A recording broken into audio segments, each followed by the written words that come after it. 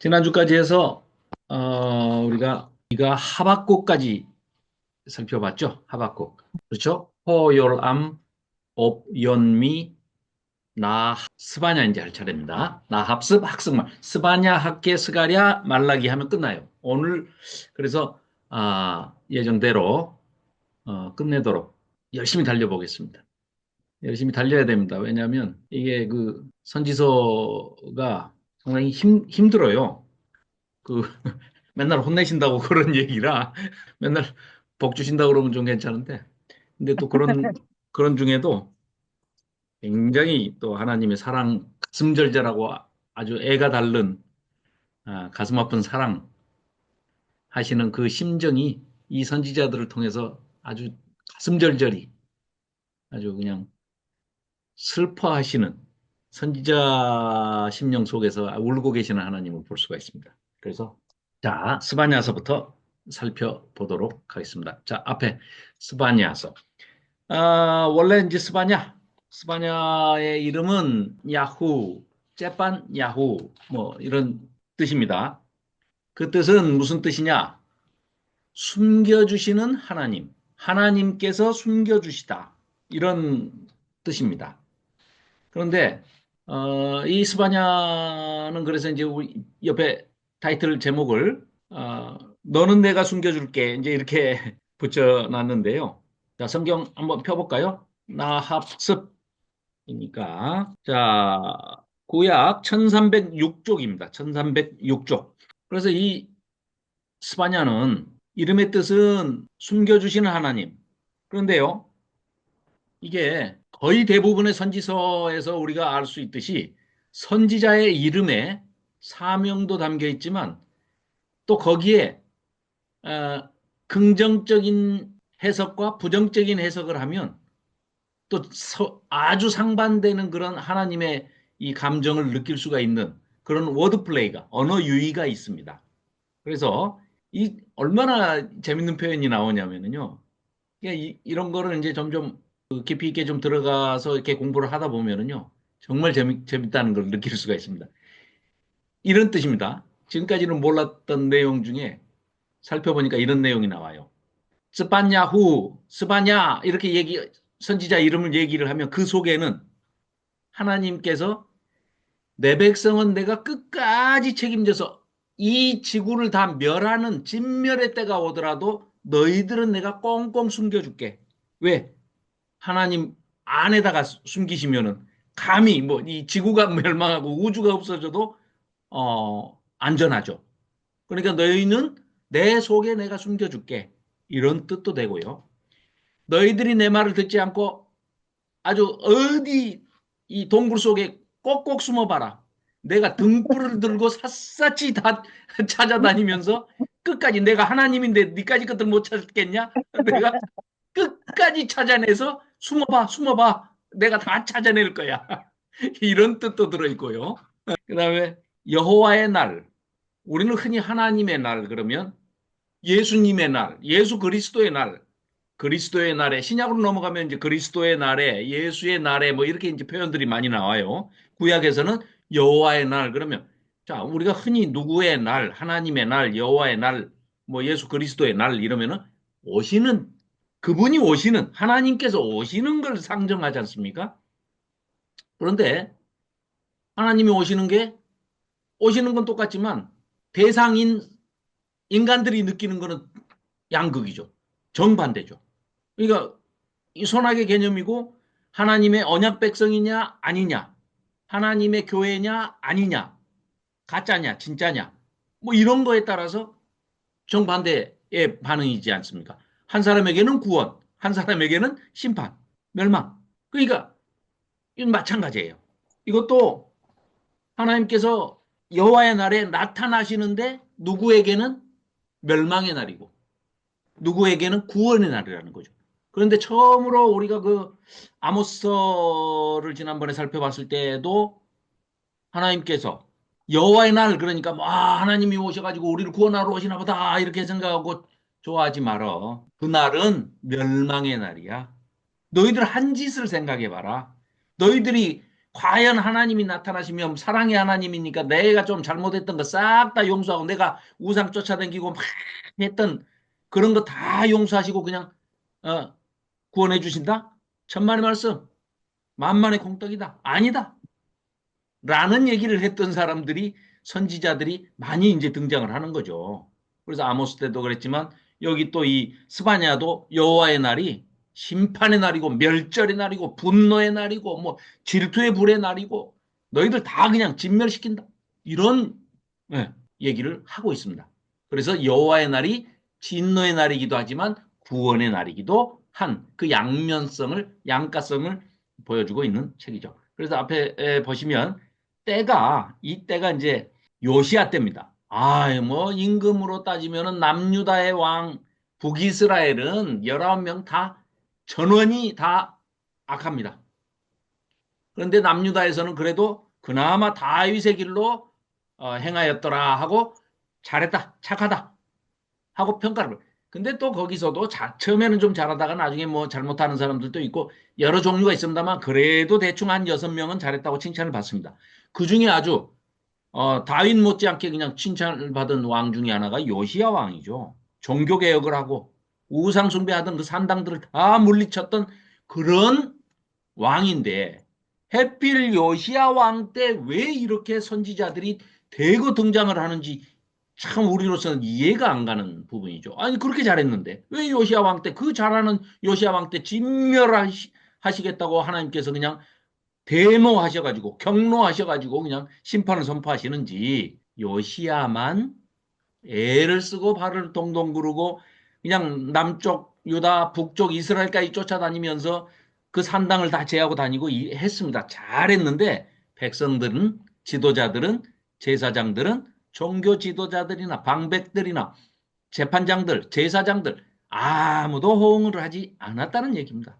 그러니까 요시아를 비롯한 몇몇 사람들만 이렇게 애가 타서 다닌 겁니다. 그래서 대거 이제 이때 선지자들이 등장을 하는데요. 이때 등장했던 사람들이 이제 지난번에 살펴봤던 나훔, 물론 나훔은 아수르의 수도 니누에가 멸망한다 하고 이제 나훔은 니누에를 무덤처럼 그냥 땅 속에다 그냥 묻어버린다 해가지고 푹 파서 그냥 100m, 150m 그냥 땅 속에다가 묻어버렸죠.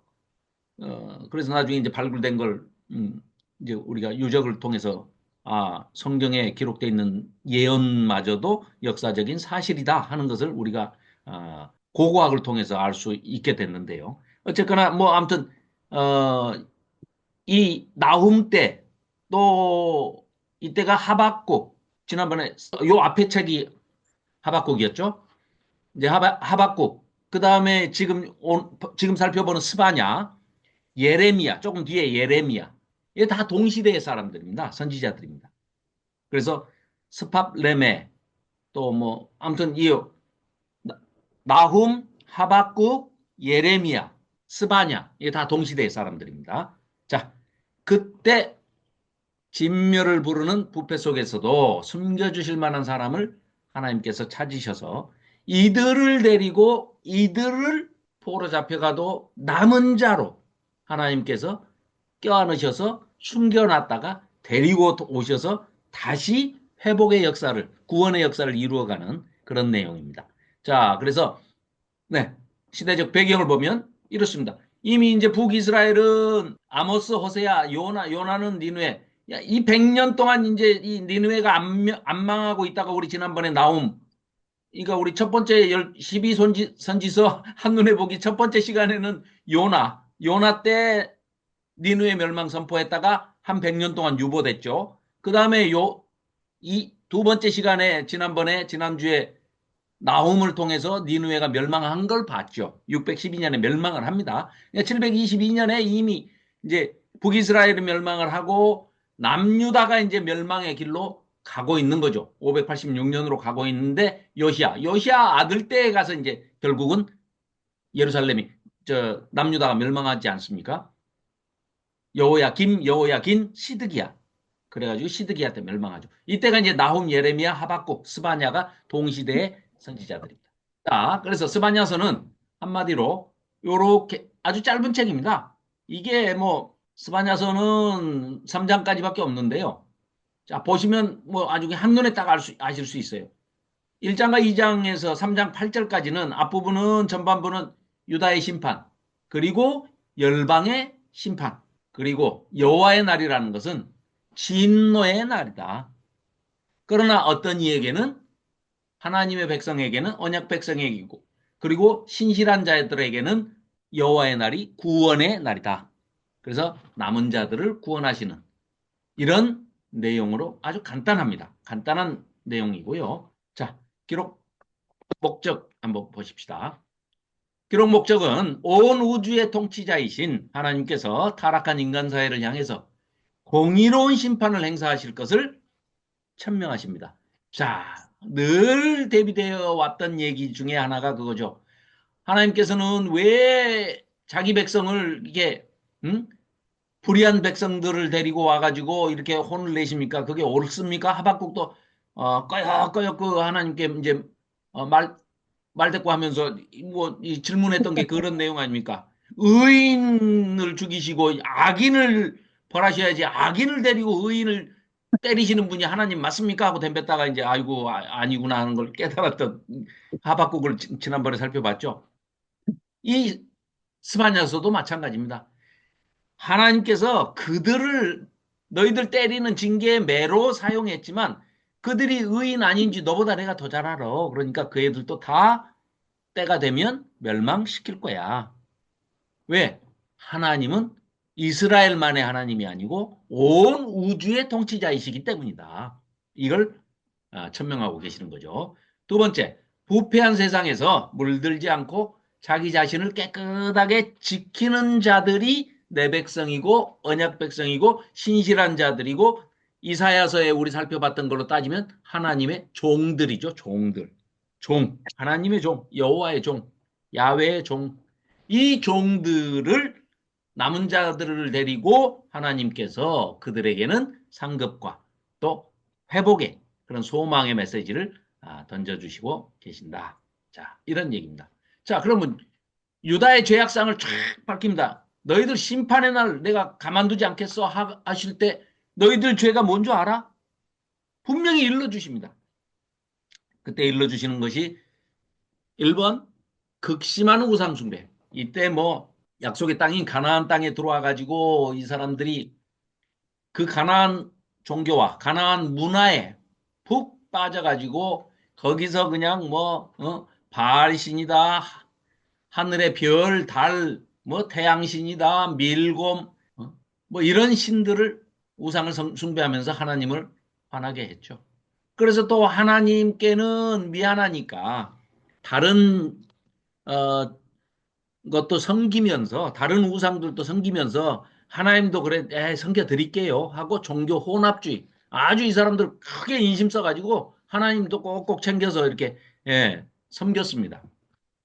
요즘 뭐 한국에서도 뭐 대형교회, 중형교회, 소형교회 할 것 없이 이제 만몬신도 같이 섬기는 혼합주의가 많이 팽배해 있듯이 이때 이제 이스라엘 백성들이 그랬습니다. 또 폭력과 속임수가 난무하고 가난한 자들을 약자를 배려하라 도와라 아무리 하나님께서 선지자를 통해서 외쳐도 선지자들 공통 메시지가 그 뭐 우리 지난번에 미가에서 살펴봤지만 정의와 공의를 행하며 미시파트와 체다카 그다음에 헤세드 그리고 세 번째 뭡니까? 겸손히 하나님과 동행하는 삶을 살아라. 요 세 가지를 요구하셨는데 전혀 약자 배려 이런데 신경을 전혀 쓰지를 않았죠. 그래서 자기들 폭력과 죄송합니다. 잠깐만요. 자, 그래서 약자를 전혀 배려하지 않는 것에 대해서 선지자들을 통해서 하나님께서 계속해서 끊임없이 경고의 메시지를 보내셨던 것이죠. 자, 또 아주 자기들 마음대로 하나님을 상정하고 하나님을 뭐 아이고 뭐 하나님이 우리 뭐 복 주시는 분도 아니고 벌 주시는 분도 아니야. 그냥 존재하기는 하실 거야. 우리 조상들 얘기 들어보니까 애굽에서 출애굽 시킬 때도 뭐 기적도 행하고 바다도 가르고 뭐 이렇게 하셨다고 하니까 계시기는 계실 거야. 근데 이미 우리하고는 전혀 상관이 없는 분이야. 그분은. 봐라. 우리 이렇게 나라가 망해도 뭐 북이스라엘이 망해가지고 열 지파가 모여 있는 북이스라엘이 망해도 뭐 내비 두시고 망하도록 내비 둬버리시지 않냐. 그러니까 뭐 계시기는 하지만 존재감은 없는, 존재하신 것은 맞는 것 같은데 존재감은 없는, 이렇게 이제 경멸하고 하나님을 없인 여기는 풍조가 팽배해 있는 거죠. 이제 뭐 양심이 마비됐다.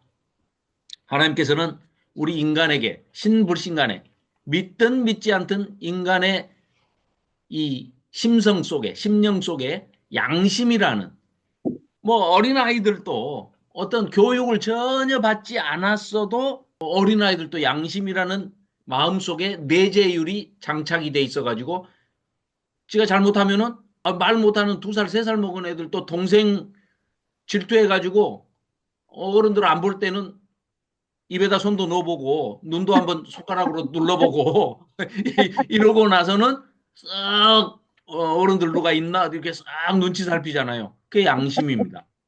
근데 이제 요즘은 이제 시국이 시국인 만큼 요번에 헌재에 나왔던 애들 보니까 양심이 전혀 없는 애들이더만요. 양심이 없다. 그걸 한자로는 불량하다. 그렇게 얘기를 합니다. 불양심이다. 염치가 없다. 뭘 염치다. 수치를 못 느낀다. 그러니까 파렴치다.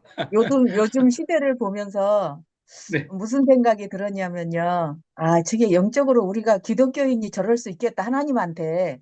네, 이 맞습니다. 싸잡고 나 모르는데요 하면서 맞습니다. 네, 그럴 이게 수 있겠다. 하나님이 우리 마음속에 이 내재시켜준 내재율이라고도 하는데, 내재된 네네. 장착된 율법인데 그 네네. 양심이 마비가 돼버리는 것은 네. 욕심과 교만 때문입니다.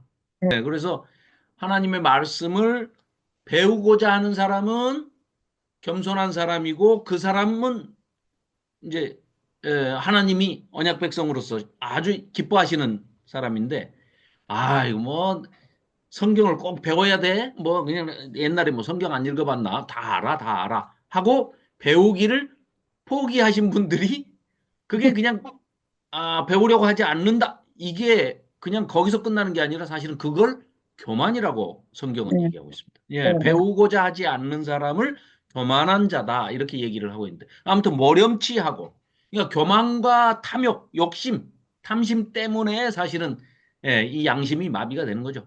종교 지도자들이 아주 대거 타락을 해가지고 돈 받고 제사장이고 예언자들이고 거짓 선지자들까지 판을 치는 그런 세상이 됐습니다.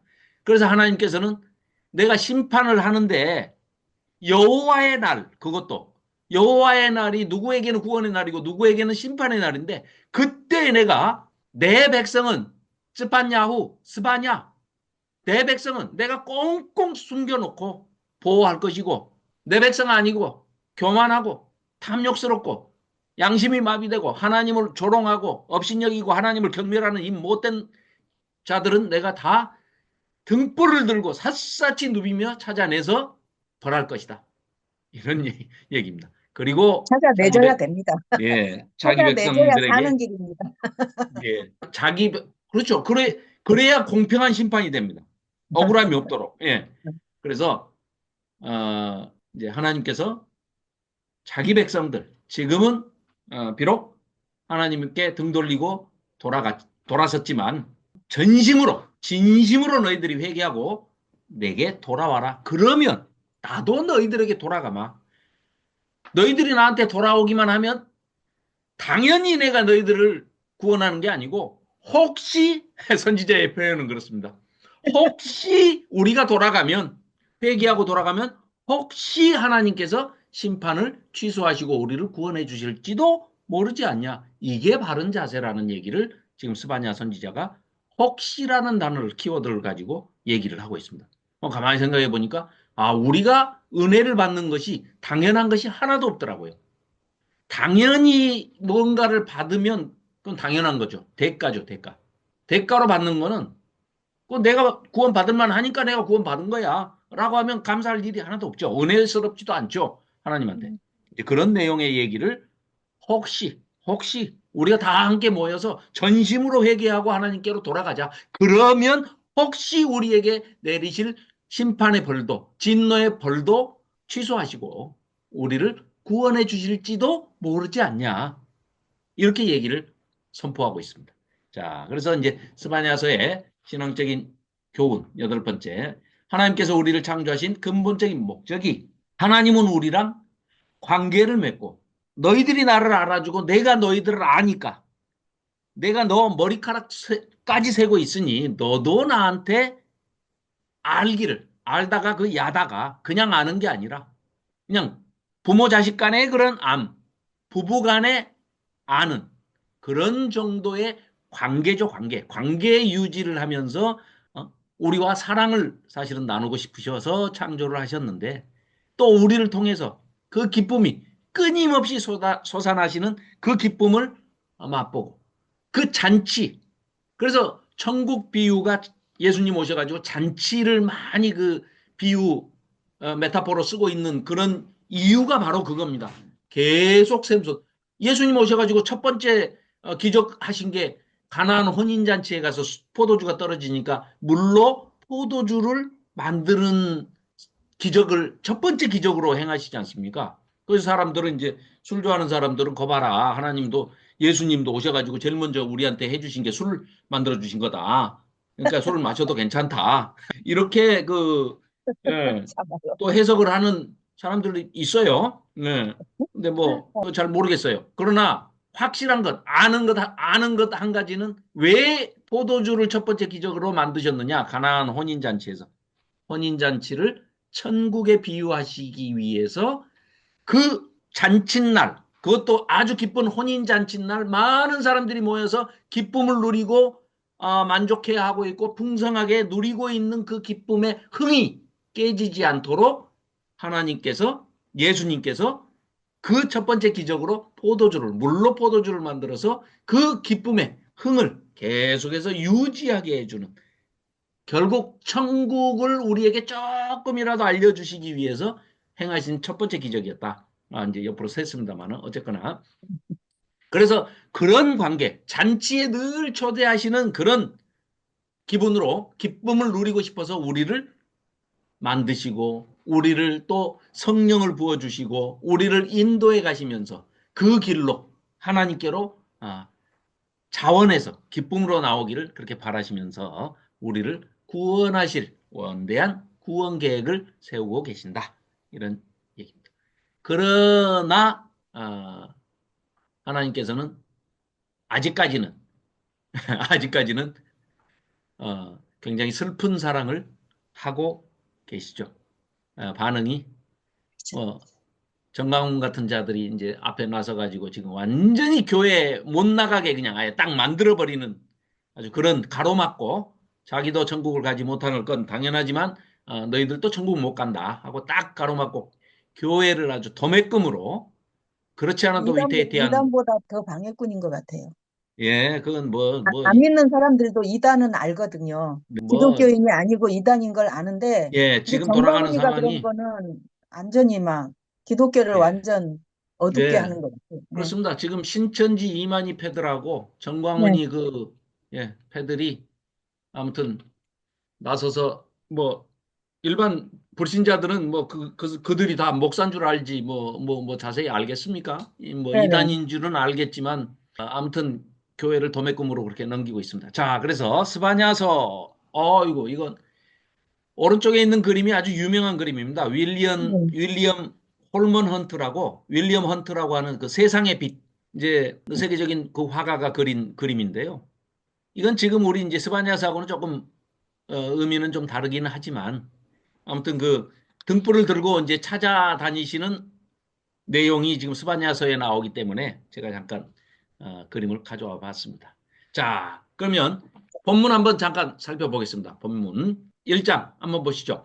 306쪽 1장 아모네 아들 1절입니다. 아모네 아들 유다왕 족보를 딱 내놓고 있어요. 스바냐 요시아 시대에 스바냐에게 임한 여호와의 말씀이라 소명이 떨어졌습니다. 그런데 스바냐는 이거 누구냐면은요.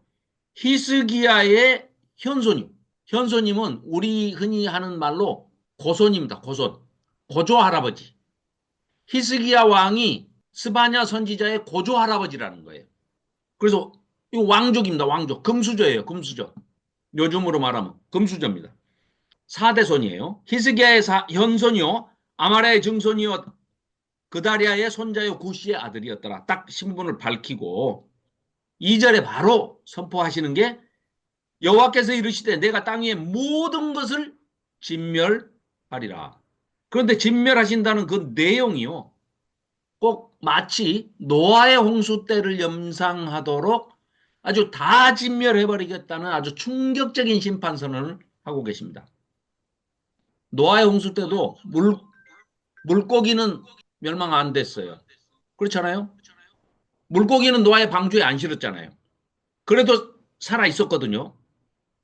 그런데 이번에는 아예 이 노아 홍수 때보다 더 심하게 지금 멸절을 하시겠다고 꼭 말씀하시는 것 같습니다.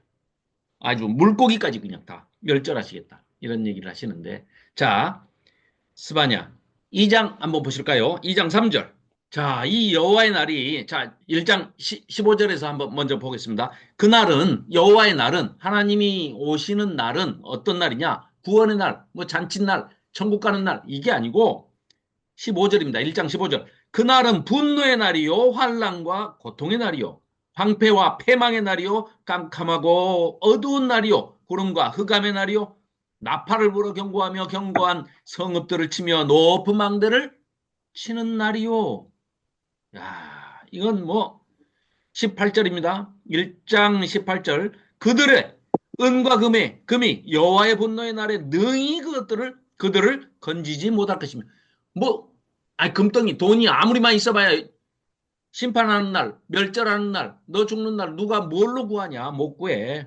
건지지 못할 것이며 이 온 땅이 여호와의 질투의 불에 삼켜지리니 여호와 킨나, 여호와 칸나. 하나님은 질투하시는 분입니다. 아, 사랑의 하나님이 무슨 질투라니까? 사랑하시니까 질투하시는 겁니다. 왜 질투를 하면 질투라는 감정은 아주 긍정적인 감정입니다. 사랑의 관계에서. 왜냐하면 만일에 자기 부부 관계에서 아주 이 부부 관계나 부자 관계나 부모 자식 간이나 이거는 뭐 독점적이고 배타적이고 절대적인 관계인데 그 관계에서 아니 우리 아들을 옆집 전혀 모르는 남자가 와서 우리 아들을 막 때리고 있는데 그거 가만히 놔두라 그걸 지켜보면서 가만히 놔두라 아버지가 어디 있습니까? 똑같은 이치죠. 그래서 그게 질투입니다.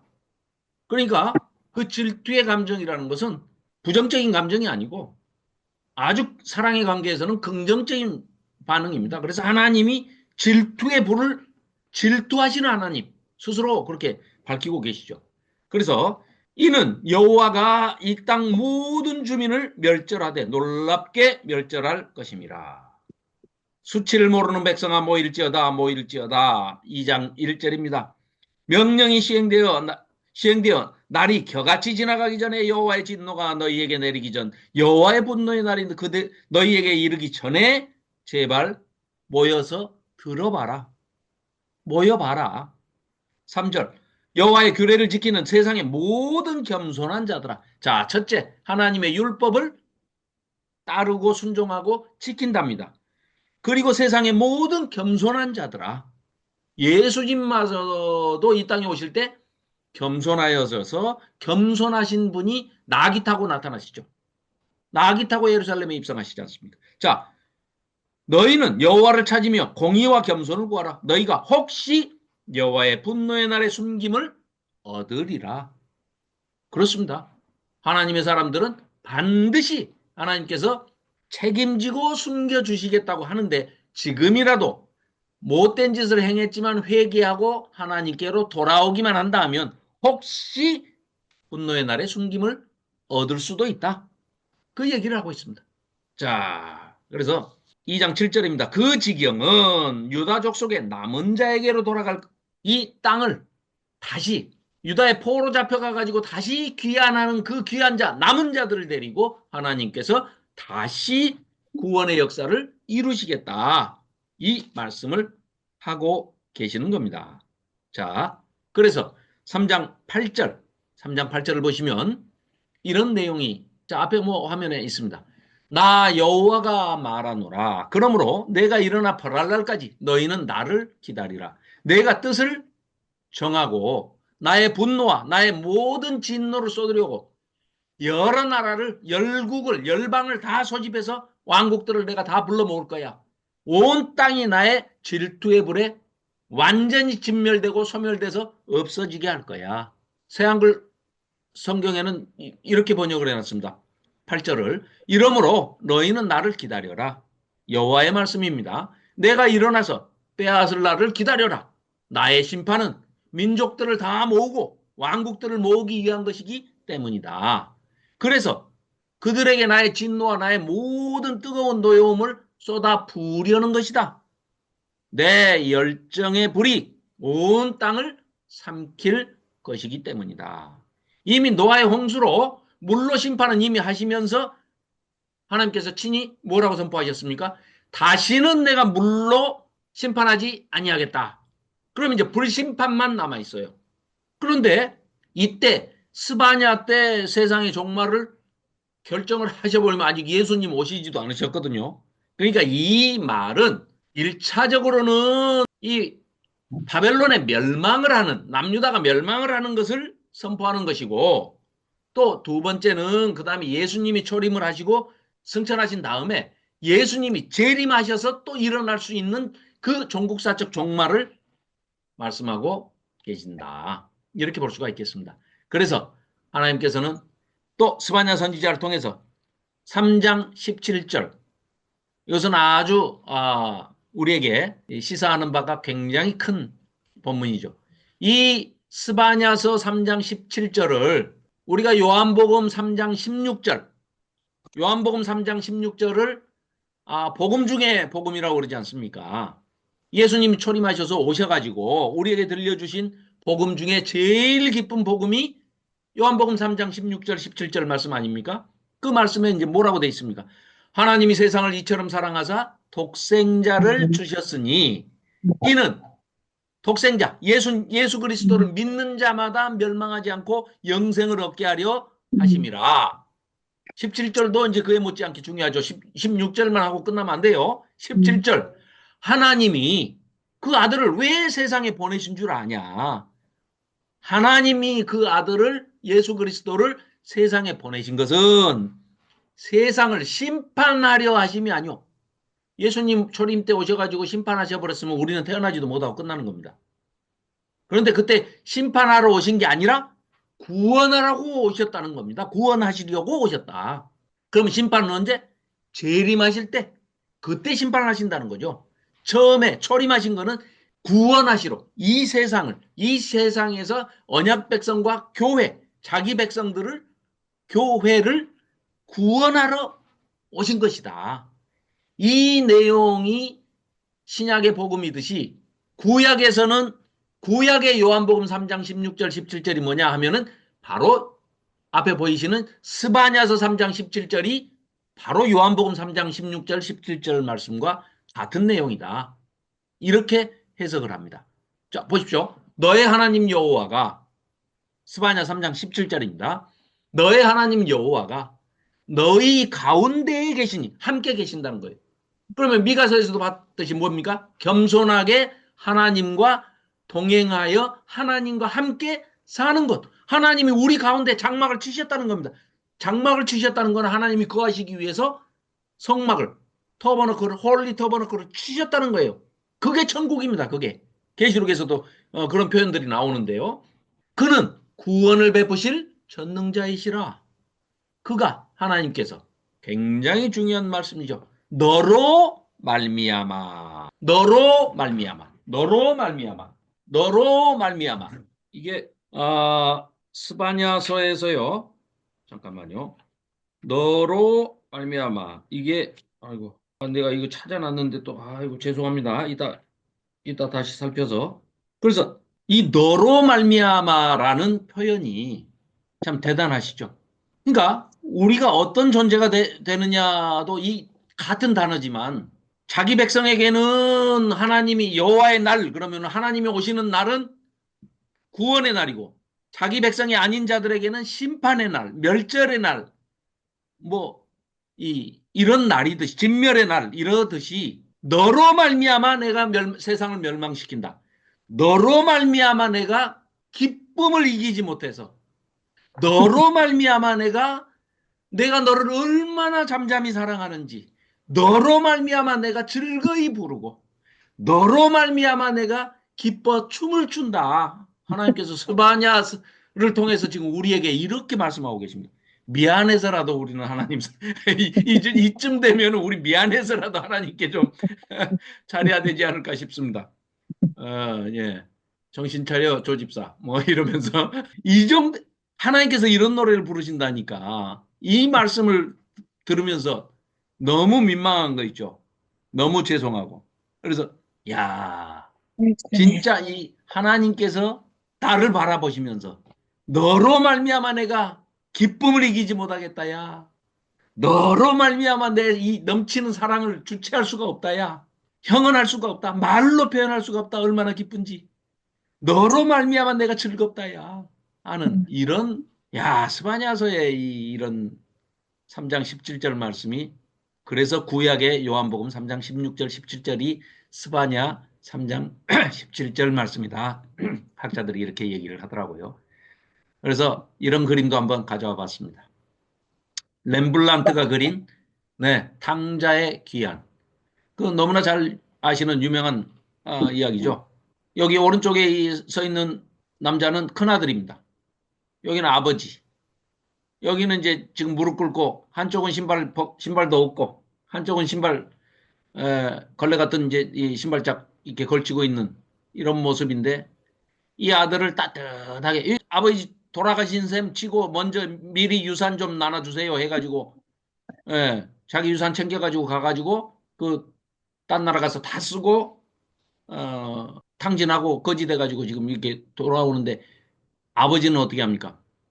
이제나 돌아오나 저제나 돌아오나 늘 동구 밖에 나가가지고 마을 저 벗어나는 데까지 가가지고 이제 오나 저제 오나 기다리고 계시지 않습니까? 아버지가. 그래서 아들이 오니까 달려가가지고 그냥 그 아들을 껴안고 안고 잔치를 하고 살진 짐승들을 잡아서 어, 송아지를 잡고 잔치를 하죠.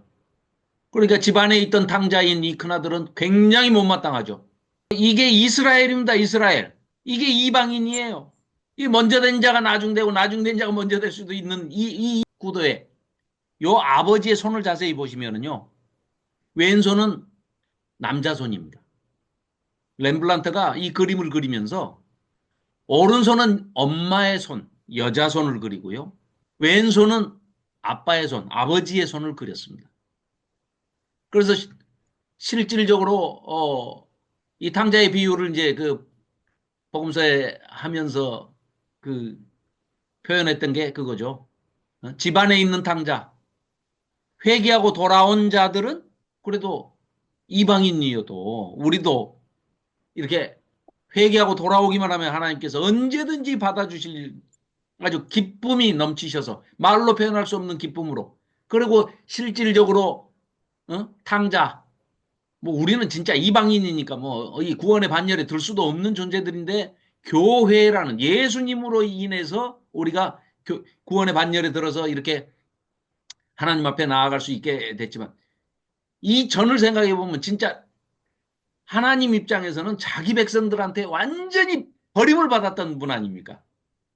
그런데도 불구하고 참 쭈삣쭈삣하면서 멀리 가지도 못하고 아이고 집 나갔던 자식이 언제 돌아오나 하고 이렇게 기다리시는 그런 눈만 뜨면 우상한테 가서 빌고 우상 섬기고 심지어는 자기 자녀들까지 우상한테 불로 태워서 번제로 바치고 하는 이런 이 못된 백성들을 자신들의 그 욕망과 욕정을 채우기 위해서 하나님을 멀리하고 우상에 빠졌던 그런 자들을 그저 그냥 단숨에 그냥 다 진멸시켜도 모자랄 판에 못내 아쉬워서 심판을 하시지 못하고 유예하시고 성내기를 더디하시고 기다리시다가 가장 감동적으로 자녀가 돌아오기만을 학수고대하고 기다리고 계시다가 이 천국 잔치를 벌여서 거기 그 잔치에 우리를 초대하시고 싶어서 이렇게 기다리시는 아버지. 이런 아버지를 아무리 선지자를 보내도 남유다는 결국 멸망길로 갑니다. 자, 그래서 이제 뭐 이 스바냐서가 끝나는 지점에서 보면은 열왕기 하서 24장, 25장을 이제 그때 이렇게 연대기 순으로 볼 때는 그때 이렇게 살펴보거든요. 그때가 이제 이때니까 요시야 때 여호야김으로 넘어가는 그때거든요. 요시야 죽고 이제 그 아들들 때로 넘어가는. 그래서 하나님께서는 내가 진면에서 다 쓸어버리고 진멸한다 하시는데 범죄자를 찾는다. 재물도 걱정하지 마. 니들 재물 준비하지 마. 내가 재물 찾아. 근데 그 재물이 누구냐면은 이스라엘 백성이에요. 끔찍한 얘기입니다. 그러니 보십시오. 북이스라엘이 멸망을 했어요. 722년에. 우상숭배하던 악한 북이스라엘이 멸망을 해가지고 아수르에 완전히 멸절돼서 이 북이스라엘은요. 열 지파가 모였지만 다 없어져 버렸습니다. 귀환에서 돌아온 사람이 없어요. 그 얘기가 바로 학계 스가랴 선지서로 말라기로 이어지는 겁니다. 이따가 살펴보면서 이제 말씀드리겠습니다. 보시면은요. 미리 잠깐 뭐 얘기할 수도 있죠. 야, 예. 말라기에 가서 이런 얘기가 나오죠. 말라기 한번 1장 한번 보실까요? 그 뒤에 쭉 넘기시면 1327쪽. 왜 하나님께서 이렇게 말씀하시는지를 이 일을 겪고 나시면서 이제 이 설명을 하시는 겁니다. 자, 보십시오. 말라기 1장 1절부터 보겠습니다. 여호와께서 말라기를 통하여 이스라엘에게 말씀하신 경고라. 여호와께서 이르시되 내가 너희를 사랑하였노라. 이렇게 하나님께서 얘기를 하시니까 이 못돼 먹은 이스라엘 백성이 남유다 백성들이 뭐라고 얘기를 하냐면 너희는 이르기를 주께서 어떻게 우리를 사랑하셨나이까? 하고 언제요? 언제? 어떻게 사랑하면 그렇게 때리시고 죽게 하고 못된 악인들한테 끌려가도 죽어도 내비두십니까? 어린아이들이 무슨 죄가 있어서 어린아이들까지 다 죽어가는데도 하나님 가만히 보고만 계셨잖아요. 그게 사랑이요? 하면서요 막 덤빕니다. 그러니까 여호와가 말씀하십니다. 대답을 하십니다. 내가 너희들 사랑했다니까? 그 증거가 뭐냐면 에서는 야곱의 형이 아니냐? 어이 뭐야 뜬금없이 사랑하는 증거를 하나님께서 이렇게 말씀하세요. 하나님이 이거 몰라서 이렇게 대답하시겠습니까? 깊은 뜻이 있었는데 이때까지 왜 이러셨을까? 몰랐어요. 몰랐는데 오늘 알았어요. 주께서 에서는 야곱의 형이 아니냐? 그러나 내가 야곱을 사랑하였고 에서는 미워하였으며 그의 산들을 황폐하게 하였고 그의 산업을 광야의 이리들에게 넘겼느니라. 에돔은 말하기를 우리가 무너뜨림을 당하였으나 황폐된 곳을 다시 쌓으리라 하거니와 나 만군의 여호와는 이르노라. 그들은 쌓을지라도 내가 다 부셔서 없애버릴 거야. 사람들이 그들을 일컬어 악한 지역이라 할 것이다. 여호와의 영원한 진노를 받은 백성이라 할 것이며 너희는 눈으로 보고 이르기를 여호와께서는 이스라엘 지역 밖에서도 크시다. 이렇게 대답할 거야. 이게 무슨 얘기냐면은요. 이스라엘 열지파 그러니까 야곱의 12아들 중에 10지파가 모여가지고 북이스라엘을 만들었는데 처음부터 끝까지 우상숭배에 빠져가지고 하나님 등 돌리고 저버렸지 않습니까? 그러니까 우리가 지난번에 살펴봤지만 에돔, 그렇죠. 오바댜서뿐만 아니라 뭐 이사야서, 에스겔서, 예레미야서 여러 군데의 에돔 족속의 멸망에 대해서 얘기를 하시지 않습니까? 근데 오바댜서는 아예 에돔 족속 우리 이거 살펴봤잖아요. 자, 그럼 지금 하나님이 이 말씀을 왜 내가 너희들을 사랑한 증거가 뭔 줄 아냐? 너희 두 지파. 너희 생각해봐. 야곱의 아들 에서 족속인 요 뭡니까?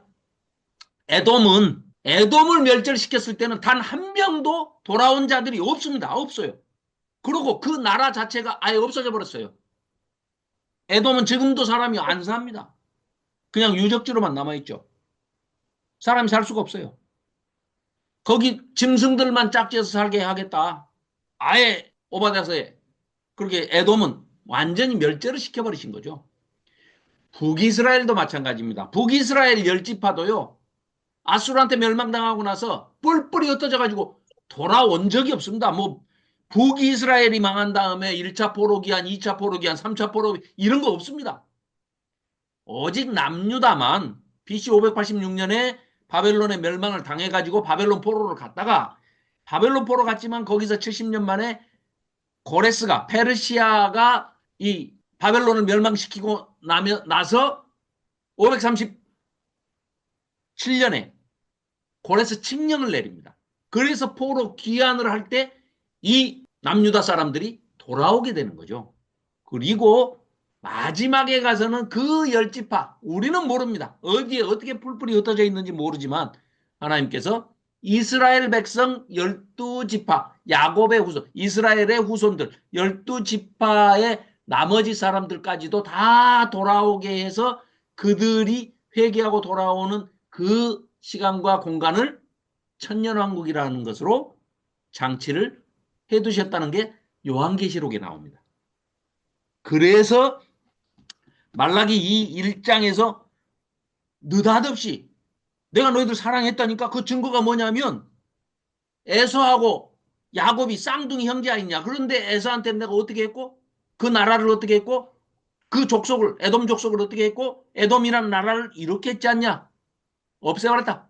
흔적도 없이 없애버렸다. 근데 너희들은 별로 잘한 것도 없어. 에돔에서 형제들 그 족속이나 뭐 별로 너희들 잘한 것도 없지만 너희들을 내가 얼마나 사랑했으면 너희들 포로 갔다가 또 거기서 남은 자들 회개하고 돌아오기만 하면 내가 또 다 받아가지고 이렇게 해줬어.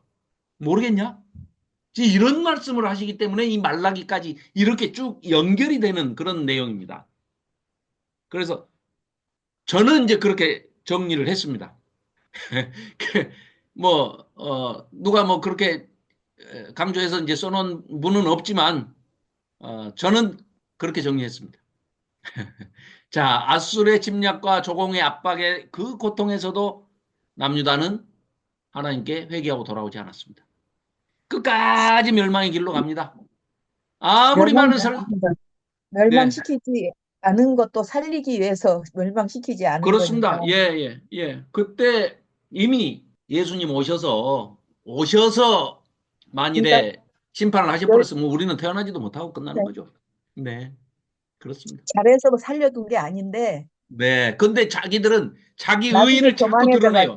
예. 예, 자기들이 뭔가를 잘해가지고 지금 이런 것처럼 아주 자기 의의를 자꾸 드러내고 있습니다. 자, 이스라엘이 멸망의 길로 이렇게 가는 때가 이 보시면 자, 요나, 아모스, 호세아 이때가 이제 이 우시아 왕 때입니다.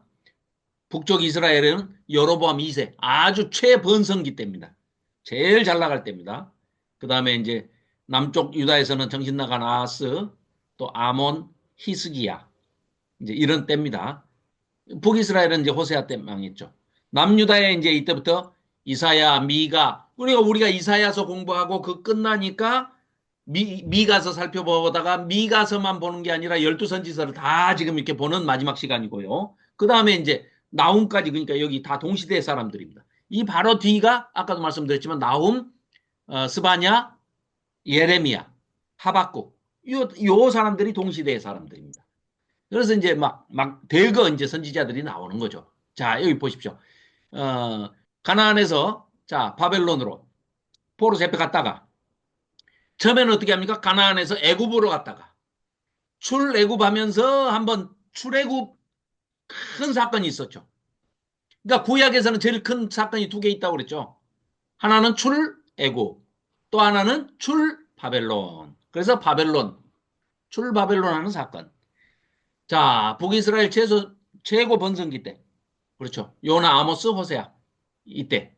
그리고 결국은 북이스라엘이 아수르에 멸망당하고 말죠. 그때가 나훔, 미가, 이사야. 요 선지자들은 남쪽입니다. 그 다음에 이제 스바냐, 하박국, 에레미야, 오바디아, 에레미야, 에가, 에스겔. 이때가 이제 남유다 멸망. 그래서 바벨론 포로를 잡혀가는 그런 과정입니다. 자, 이 도표를 보시면 이제 조금 그 시대적인 배경이나 이런 게 지금 좀 연결이 되시죠? 이거 뭐 자주 반복해서 이제 제가 하는 이유가 자꾸 이렇게 반복해서 말씀드리다 보면 나중에 눈에 익어가지고 그냥 자연히 다 알게 된다고 그러시더라고요. 자, 그래서 자, 이제 선지자들 한번 보겠습니다.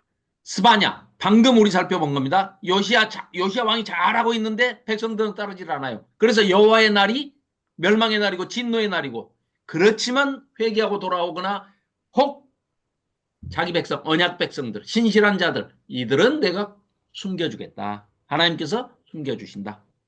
그러나 또 말을 듣지 않은 이 삐딱한 자들은 하나님께서 등불을 들고 아주 찾아다니시면서 다 진멸하시겠다. 이제 이런 뜻이 동시에 같이 담겨 있습니다. 자, 예레미야서는 끝까지 믿지 않고 멸망의 길로 가는 부류와 살 길. 살 길은 뭡니까? 바벨론 포로 잡혀가는 것이 살 길이다. 예레미야가 외치고 있죠. 예레미야가 눈물의 선지자라고 하는 게 뭡니까?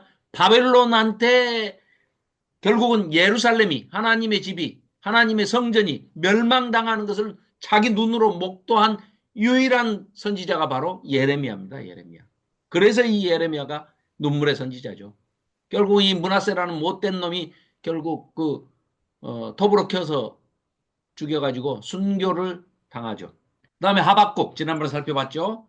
확인된 진멸과 나라도 구원받아야 되겠다 하는 그런 하나님의 긍휼하심을 기대고 전율하는 의인은 믿음으로 말미암아 다 살 길을 하나님께서 열어놨기 때문에 남의 의인 걱정할 것이 아니라 내가 과연 나라도 의인인지 아닌지 그 의인의 반열에 들도록 신실한 신앙을 끝까지 인내하고 한결같은 길을 가야 되겠구나 하는 것을 깨닫는 거죠.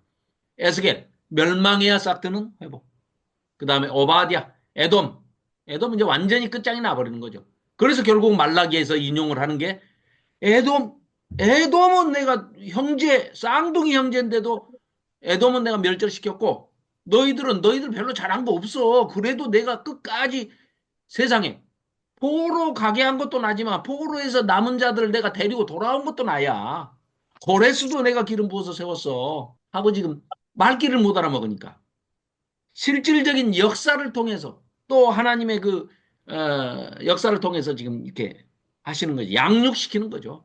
바벨론 포로 잡혀가 있을 때 거기서 성전이 불타버리니까 이제 그러면 하나님 가셔버린 거냐? 안 갔다. 너희들하고 같이 이 포로지에 내가 같이 있다. 하고 그발강가에 나와서 보여주신 게 에스겔.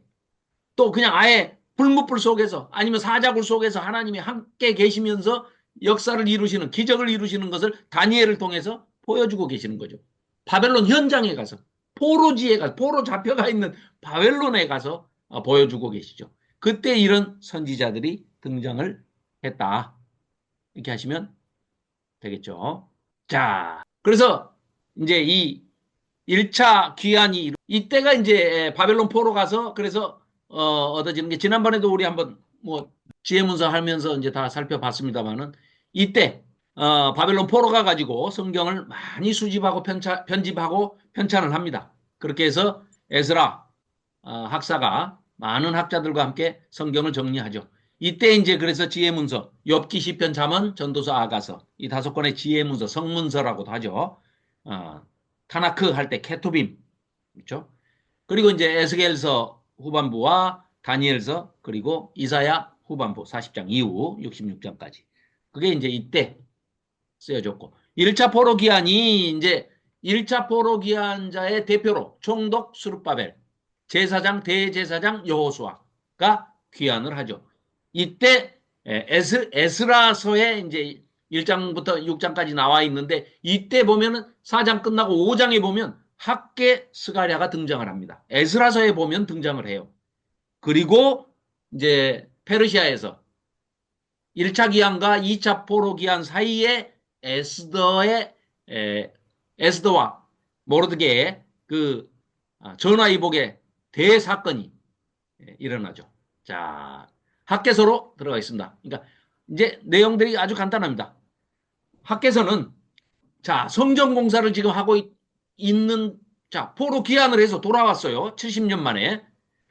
돌아와가지고 학계 1차 포로 귀환자들이 성전을 건축하려고 돌아왔는데 1차 포로 귀환자들이 이들한테는 지금 포로기 이전에는 너희들이 왜 포로 잡혀왔는지 아냐? 하고 이 이유를 설명하지만 선지자들이 이제는 그런 이유는 설명할 필요 없죠. 왜냐? 심판의 때가 지나고 지금 70년 포로 생활 다 마치고 지금 돌아오는 귀환자들이니까 이들한테는 자, 새로운 축복의 시대가 열렸다. 너희들을 하나님께서 회복시키시고 구원하실 거야. 소망을 주고 희망을 주고 회복의 소망, 구원, 이런 것들을 지금 얘기를 하는데, 그러기 위해서는 우리가 제일 먼저 해야 할 일이 뭐냐? 우선순위가 뭐냐? 성전을 건축하자. 하고 학계 할아버지는 성전 건축에 포인트를 맞춥니다. 그래서 이 기록된 목적이 1번 앞에 보이시는 화면에 포로 귀환 후에 중단된 제2성전 건축을 독려하면서 조속히 성전 건축을 마무리하자. 아무리 우리가 삶이 어렵고 힘들고 빈곤하고 가난하고 물자가 없고 우리 입에 늘 먹을 것도 없는 그런 지경이지만 그렇더라도 그러니까 이 내용이 좀 다릅니다. 해석하는 내용이 보는 관점이 달라요. 학계는 너희들이 이렇게 어려운 지경에 빠지고 고난을 겪고 있고 환난을 겪는 이유는 성전 건축을 그게 우선순위에 둬야 되고 성전 건축을 먼저 했어야 되는데 하나님께 바쳐야 할 성전 건축을 뒤로 미뤘기 때문에 이런 고난이 온 것이다.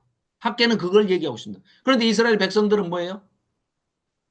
이때가 아닌 모양이야. 지금 하나님이 선지자들 통해서 하신다고 그랬으면은 우리한테 물자도 다 주고 다 해서 이렇게 짓게끔 해줘야지.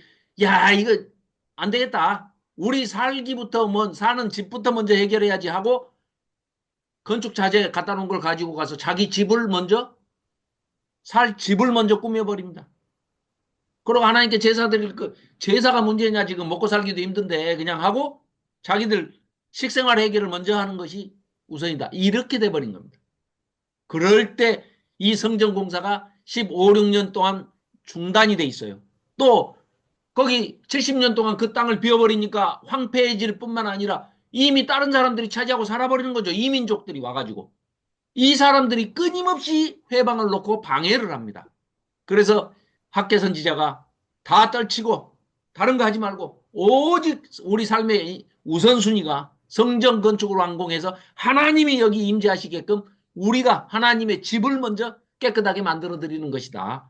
하나님께서 우리 삶의 최우선권을 가지신 분이기 때문에 우리는 성전 건축에 매진하자 하고 독려를 합니다. 그랬더니 이 사람들이요. 말을 잘 들어요. 예전 같으면 선지자를 때려 죽였는데 제일 먼저 듣기 싫다고 때려 죽였던 족속들인데 말을 잘 듣습니다. 왜요? 포로 70년이 효과가 있었다는 거죠. 교육이 잘 됐다는 겁니다.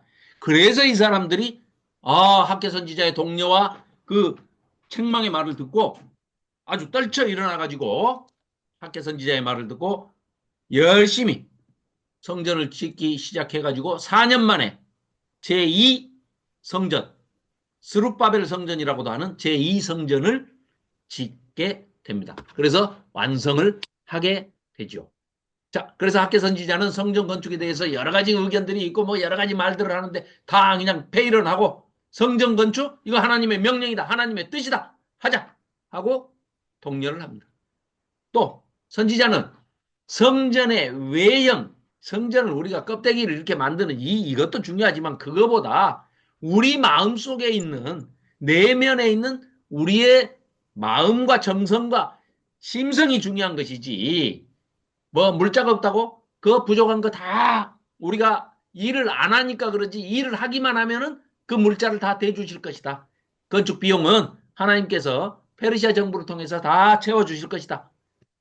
하고 학계 선지자가 총독 스룹바벨을 권면해서 일어나 이래라 하고 또 이 예언을 통해서 독려를 해서 성전 건축이 15년에서 16년간 중단이 돼 있었습니다. 536년에 돌아와가지고 520년에 학계가 나타나요. 학계서는요, 읽어보면은요, 여기 스바냐서 바로 뒤에 있지 않습니까? 학계 일지를 쓰듯이 나옵니다. 학계서 1장 1절에 보면은요, 1310쪽 다리오 왕 제2년 여섯째 달 그 달 초하루 6월 1일 BC 520년 6월 1일 딱 이게 일지로 그냥 딱 써서 나와버립니다. 이분은 다이어리 쓰듯이 그냥 딱 씁니다. 그렇기 때문에 아주 정확하게. 그래서 520년부터 시작해가지고 516년 4년 동안의 성전을 공사를 마무리합니다. 자, 그래서 학계서도 굉장히 짧습니다. 학계서는 2장까지밖에 없어요. 학계서는 2장까지밖에 없고 절수로 해봐야 38절밖에 안 됩니다. 그러나 이 38절 안에 성전 건축, 즉 아까도 잠깐 소개드렸듯이 성학계의 관점은 이겁니다. 너희들이 이렇게 지금 뭐 온갖 재앙과 전염병과 뭐 기근과 이런 것들 때문에 먹을 것도 없고 뭐 이렇게 한다고 하는 것은 성전을 너희들이 먼저 안 지었기 때문에 이 고난을 당하는 거야. 성전 짓는 데 매진하고 우선순위, 삶의 우선순위를 성전 건축에다가 두고 너희들이 했다 하면 하나님께서 나머지 너희들 생활은 하나님께서 해결해 주신다니까? 그게 뭐죠? 마태복음 6장 33절 말씀. 그죠? 우리 그 말씀 생각나지 않습니까? 먼저 너희들이, 자, 마태복음 6장 33절 제가 읽어볼게요. 그런즉 너희는 먼저 그의 나라와 그의 의를 구하라. 그리하면 이 모든 것을 하나님께서 알아서 너희에게 더해 주시리라. 네.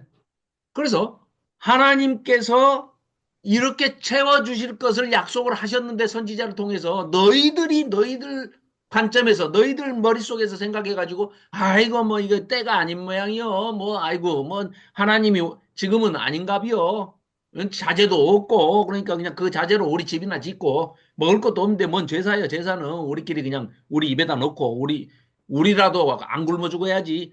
너희들이 이렇게 픽절한 환경에 궁핍한 환경에 처하게 된 것은 바로 하나님의 집, 하나님이 임재하셔야 할, 하나님이 다시 돌아오셔서 우리와 함께 하신다는 그 약속을 믿고 우리가 성전부터 먼저 지었어야 되는데 16년 동안이나 너희들이 536년부터 520년까지 16년 동안 15, 6년 동안 지금 성전을 안 고쳤기 때문에 이런 거야. 성전 고쳐. 성전 건축에 빨리 그래가지고 4년 동안에 짓게 되는 겁니다. 그런데 우리가 한 가지 이거를 좀 생각했으면 좋겠어요. 자, 예, 이거 보시면서 하시죠. 자, 성전 재건의 중요성에 대해서 이게 이제 성전 신학의 관점에서 성전 신학 엄청나게 두꺼운 책입니다. 벽돌 책입니다. 벽돌 한 2장 모아놓은 것 같습니다. 그레고리 K. 빌의 성전 신학이라는 책이 있는데요. 성전 신학의 관점에서 이제 성경을 해석을 하면 이렇습니다. 천지창조, 창세기에 나와 천지창조, 이 우주성전, 아담이란 말의 뜻이 사람이란 뜻이거든요. 인간, 사람, 흙. 그 우주성전을 이제 그래서 하나님께서 에덴 동산을 이 우주도 성전으로 만드셨고 그 중에 에덴 동산을 특히 성소로 만드셨다. 그래서 첫 하늘과 첫 땅 처음 만드신 거니까. 그 우주 성전을 만들었더니 그걸 성전의 성전지기로 아담을 세우셨죠. 아담과 하와를 제사장으로. 제사장적 존재로. 그랬는데 제사장은 모든 족속들을 다 하나님 앞에 인도해야 할 책임이 있는 사람이 자기가 제일 먼저 그냥 제사장적 존재가 타락을 해버리지 않습니까? 뱀의 유혹에 빠져가지고 사탄의 미혹에 빠져서 욕심 때문에 타락을 해버려서 그 성전에서 쫓겨나죠. 그래서 그 다음에 하나님의 구원의 섭리와 구원 경륜과 구원의 계획으로 인하여서 지상성전, 이 땅에 모델하우스로 성전을 만들게 하죠. 그게 출애굽해가지고 모세를 시내산으로 불러가지고 거기서 성막, 그러니까 터버너클, 이 성막을 지어라. 임시거처죠. 임시거처, 모델하우스. 성막, 텐트로 쳐라. 해가지고 성막을 짓게 하죠. 그 도면을 주고. 자, 하나님께서 구원하시는데 너희들이 제사나 예배는 너희들 마음대로 드려서는 안 된다. 이유가 인간들이 자기 멋대로 해도 된다고 만일에 허용해버리시면은요. 인간은 하도 거짓말을 잘하기 때문에 요새 뭐 텔레비에 보면 막 맨날 막 헌법재판소에 나와서도 맨 거짓말만 하잖아요. 조금 있으면 지가 사실은 나 윤석열이 아닙니다. 뭐 나도 텔레비 보고 알았습니다. 뭐 이럴 것 같아요. 지금 헌법재판소에 나와가지고 어쨌거나 시간이 없어서 자 학습 말이니까 빨리 가야 되겠구나. 딴소리 안 하겠습니다. 자, 그래서 모세의 성막을 모델하우스로 시작을 해가지고 그 다음에 제일 먼저 다윗이 하나님의 집을 지어드리고 싶습니다. 해서 제1성전이 너 때는 안 되고 네 아들 때 해라. 해서 솔로몬 성전이 제1성전이었죠. 그리고 지금 출애굽해가지고 성막을 지었고 가나안 땅 약속의 땅에 들어가서 성전을 처음으로 솔로몬 성전을 지었고 그 성전이 회파되었기 때문에 바벨론 포로 귀한 자들을 데리고 스룹바벨 성전이라고 이름하는 스룹바벨 제2성전을 짓게 되는 것이죠. 그래서 여기까지가 지상 성전입니다. 그리고 난 다음에 예수님께서 참 성전으로 이 땅에 오신 거죠. 이 땅에 오셔가지고 예수님 오셔서 우리 아무리 바빠도 요한복음 1장 한번 가보십시다. 요한복음 1장 14절. 요한복음 1장. 이게 이렇습니다. 이 제2성전을 스룹바벨을 통해서 지었을 때는요. 516년에서 515년에 제2성전을 포로 귀한 자들이 만들어가지고 하나님께 봉헌을 할 때 솔로몬 성전 때 봉헌할 때 어떻게 했습니까? 하나님의 영광이 세키나 완전히 성전 안에 구름처럼 그냥 꽉 찼지 않습니까? 하나님께 솔로몬이 성전을 바칠 때 봉헌할 때 그걸 하나님의 영광 세키나라고 하는데 그 학계서에 보면 성전을 봉헌하는데 세키나 하나님의 성전의 영광이 나타나지 않습니다. 그러면서 뭐라고 말씀을 하시냐면 선지자를 통해서 나중 이 성전에 첫 번째 성전이 솔로몬 성전인데 솔로몬 성전이 불타기 전에는 그 영광이 너무너무 화려했던 것을 봤던 사람들이 스룹바벨이 포로 귀환해가지고 와서 하나님께 제2성전이라고 바칠 때는 너무너무 초라하니까 다 그걸 보고 다 울었어요. 그리고 하나님의 영광이 나타나지도 않았습니다. 구름이 나타나지도 않았어요. 그러니까 사람들은 하나님 안 오신 거 아니야? 이렇게 생각을 할 정도로 하나님의 영광이 세키나가 나타나지 않았습니다. 그럴 때 학개 선지자가 나중 영광이 처음 영광보다 더 크다 이렇게 얘기를 해요. 선포를 합니다. 그런데 실제로 지었는데 그게 안 되거든요.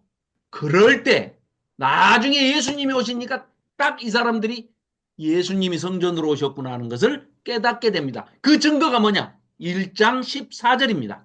요한복음 1장 14절 한번 보실까요? 그래서 예수님이 딱 오셔가지고 나중 영광이 더 크다 하는데 제2 수르바벨 성전을 바칠 때는 뭐 세키나가 아예 구름조차도 안 나타났는데 여기 보십시오. 14절 말씀이 육신이 되어 로고스가 하나님이신 로고스가 육신이 되어서 인카네이션 하셔서 성육신 하셔서 우리 가운데에 예수 그리스도라는 분으로 오셔서 거하심에 우리가 그의 영광을 보니 예수님이 오시니까 오신 게 그냥 그 자체가 영광이고 세키나고 빛이다 이 말입니다. 성전에는 안 나타났어요. 제2성전 스룹바벨 성전에는 아예 그 구름이 나타나지는 않았어요. 안 왔는데 예수님이 오셔서 이렇게 되신 거라는 것을 요한이 증거하고 있는 겁니다. 육신이 되어 우리 가운데 거하심에 우리가 그의 영광을 보니 이 영광이 세키나입니다. 그래서 영광을 보니 아버지의 독생자의 영광이요 은혜와 진리가 아주 차고 넘치는 분이구나. 저분이 성전으로 오신 참 성전 대신 예수 그리스도구나 하는 것을 깨닫게 됩니다. 그러면 한 장 더 넘기시면 2장 21절에 보시면은요. 요한복음 2장 21절에 보시면 예수님께서 지금 헤롯 성전을 가리키면서 이렇게 하시죠.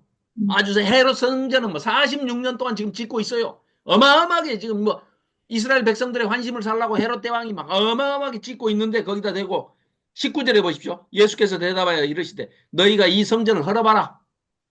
헐어. 내가 사흘 동안에 그냥 이거 다시 일으켜버릴 테니까. 이거 건물 성전을 얘기하신 게 아니라 자기를 성전으로 오신 자기가 참성전이신 예수님이 나를 죽여봐라. 내가 사흘 만에 산성전으로 다시 부활할 테니까. 이 말씀을 하고 계시는 거죠. 그래서 20절 유대인들이 이르되 이 성전은 46년 동안에 지었건을 네가 3일 동안에 어떻게 일으킨단 말이야. 이거 정신 이상한 거 아니야? 그러나 예수는 성전된 자기 육체를 가리켜 말씀하신 것이라. 예수님 친히 얘기하신 거예요. 내가 성전이다.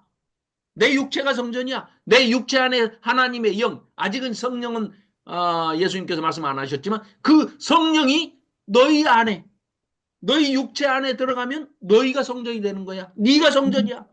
내가 성전이듯이 네가 성전이야. 이 말씀을 하시면서 21절, 그러나 예수는 성전된 자기 육체를 가리켜 말씀하신 것이라 라고 사도 요한이 해석까지, 주석까지 여기다 딱 붙여놨습니다. 예수님이 하나님이시고 하나님이 참 성전으로 오신 분이 예수 그리스도시다. 내가 직접 보고 그의 죽음과 사흘 만에 부활하신 것과 승천하신 것과 성령을 우리에게 보내주신 것을 다 내 눈으로 목도하고 내가 직접 손으로 만진바되고 손으로 눈으로 본바되고 귀로 들은바됐다. 내가 3년 반 동안 옆에서 딱 붙어서 같이 산 사람이야. 라고 증언하고 있는 것입니다. 그래서 참성전으로 오신 예수 그리스도, 이렇게 신약까지 쫙 연결이 되는데 이것이 스가랴서나 지금 학개서, 스가랴서, 말라기서에서 다 예수 메시아적인 어떤 예언의 선포가 다 성취됐다는 것을 요한 사도가 깨달은 거죠. 나중에 바울 사도도 깨달은 겁니다. 그래서 알게 된 겁니다. 아, 예수님이야말로 그야말로 하나님이시고 참 성전으로 오신 분이구나. 그러니까 예수님께서 오셔서 나도 성전이니까 너도 성전이 되라 라고 하신 거구나 하는 것을 깨달은 겁니다. 그래서 다 아시는 얘기를 너무 오래 했습니다. 지상성전이 신약의 교회, 바로 우리가 이제 지상성전이 된 거죠.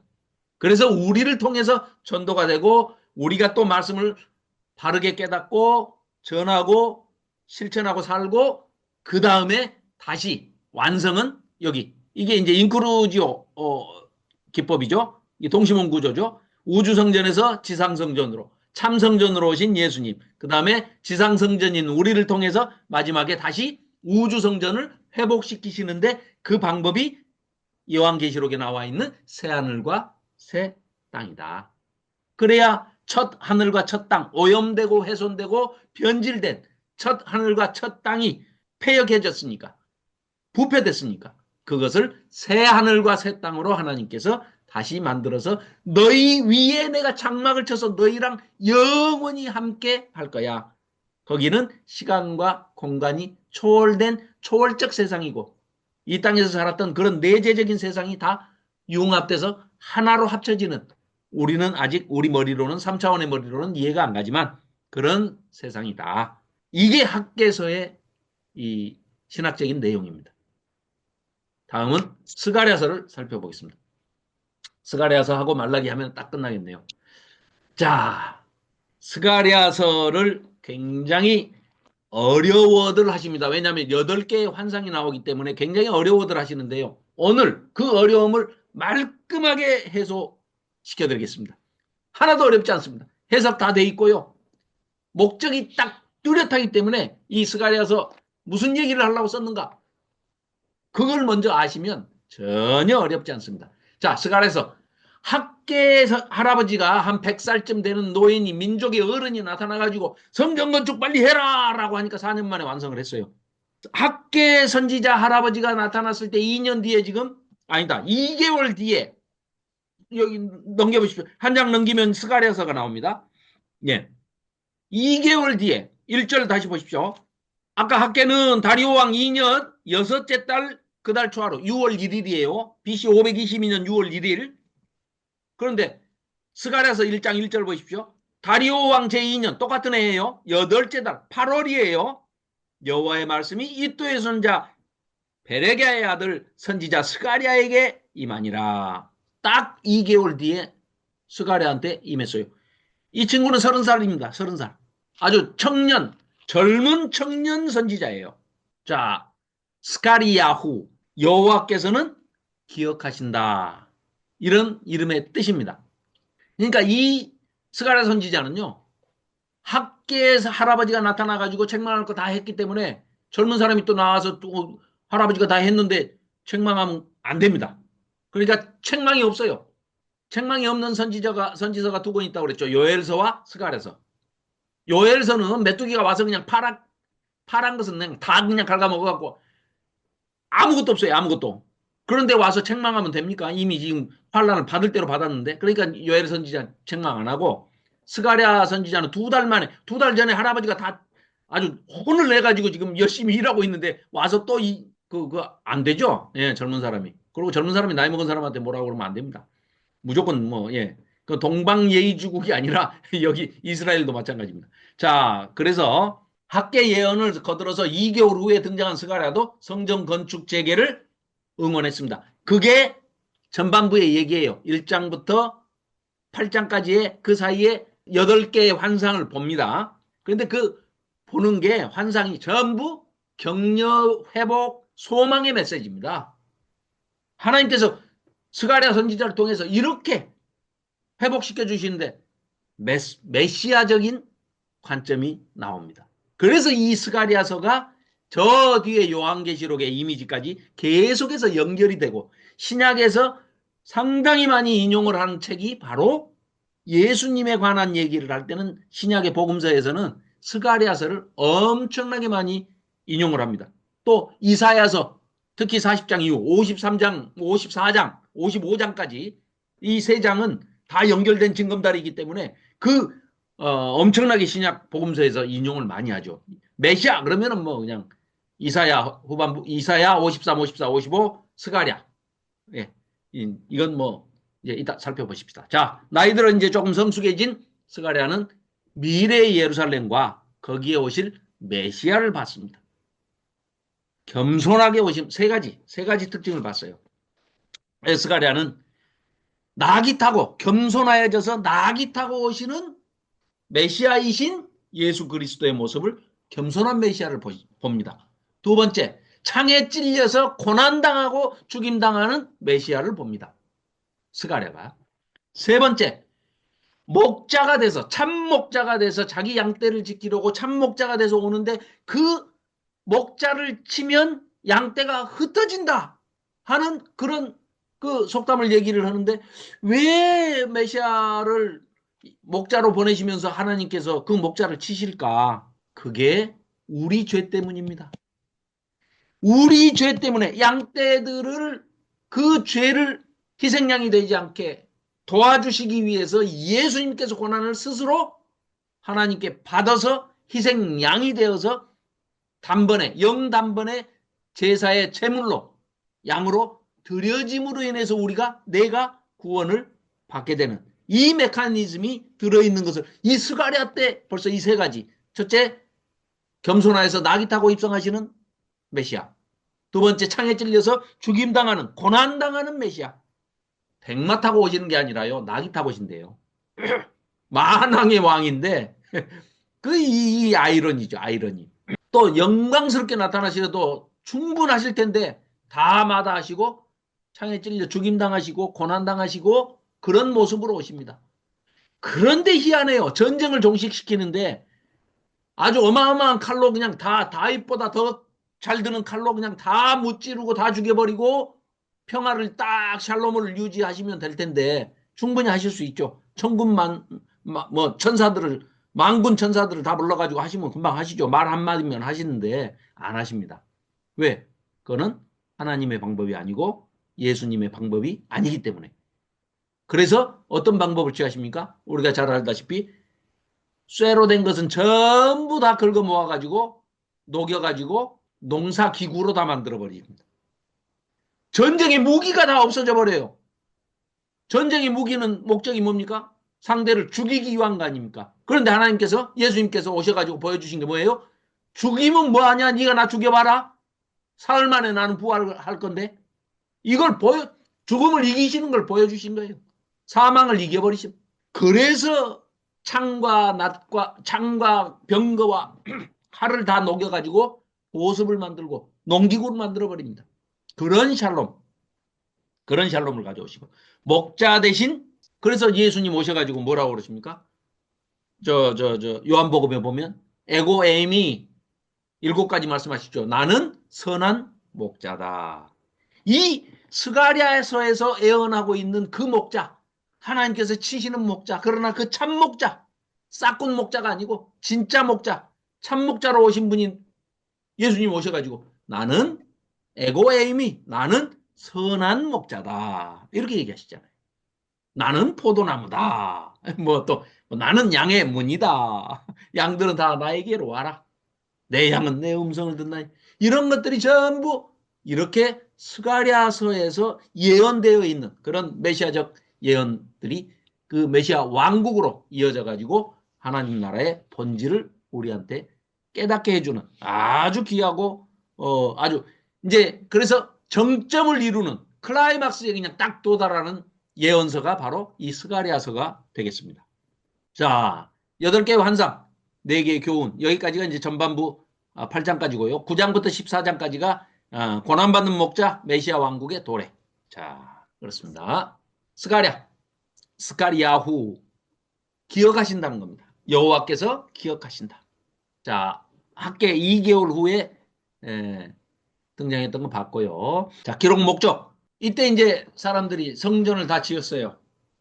지었는데 지으면 뭔가 아주 그냥 선지자들이 얘기해 성전만 지어봐라 그러면 그냥 하나님께서 그냥 복을 그냥 쏟아 부어 주실 것이다 했는데 막상 성전을 지어서 봉헌을 하고 나니까 영광도 나타나지도 않고 뭔가 초라하고 뭔가 회의주의에 빠지고 그냥 이기주의에 빠지고 패배주의에 빠지고 현실주의에 빠지고 사람들이 이제 막 낙심하고 절망하고 막 이러는 겁니다. 네, 하나님 또 우리를 또 속이신 거야. 우리는 또 속았어. 하면서 이들이 이제 낙심을 하는 거죠. 그럴 때 이 스가랴가 위로하기 위해서, 독려하기 위해서 자기가 본 환상을 가지고 이런 환상을 봤다. 그런데 내가 이게 궁금해가지고 물어보니까 천사들이 다 설명해 주더라 하고 자기도 설명을 해줍니다. 환상을 이들이 이해하기 쉽게 그 본 환상을 전부 정리를 해서 설명을 해줍니다. 그게요. 자, 여기 보시면 미래에 오실 메시아, 목자로 오실 메시아, 고난받는 메시아, 겸손하신 메시아 이런 분이 고난받는 종으로 오신다 하고 이런 새로운 메시아 왕국에 대한 비전을 제시하죠. 그리고 이 포로기한 공동체 실망에 빠져 있고 낙담하고 있는 이들에게 공동체에게 지금 소망을 회복의 소망, 구원의 소망, 메시아에 대한 대망을 하도록 이제 이렇게 하죠. 하는데 이 구조가 이렇게 보면은요. 9장부터 14장까지의 구조를 보면 또 이것도 동시문 구조로 돼 있어요. 이렇게.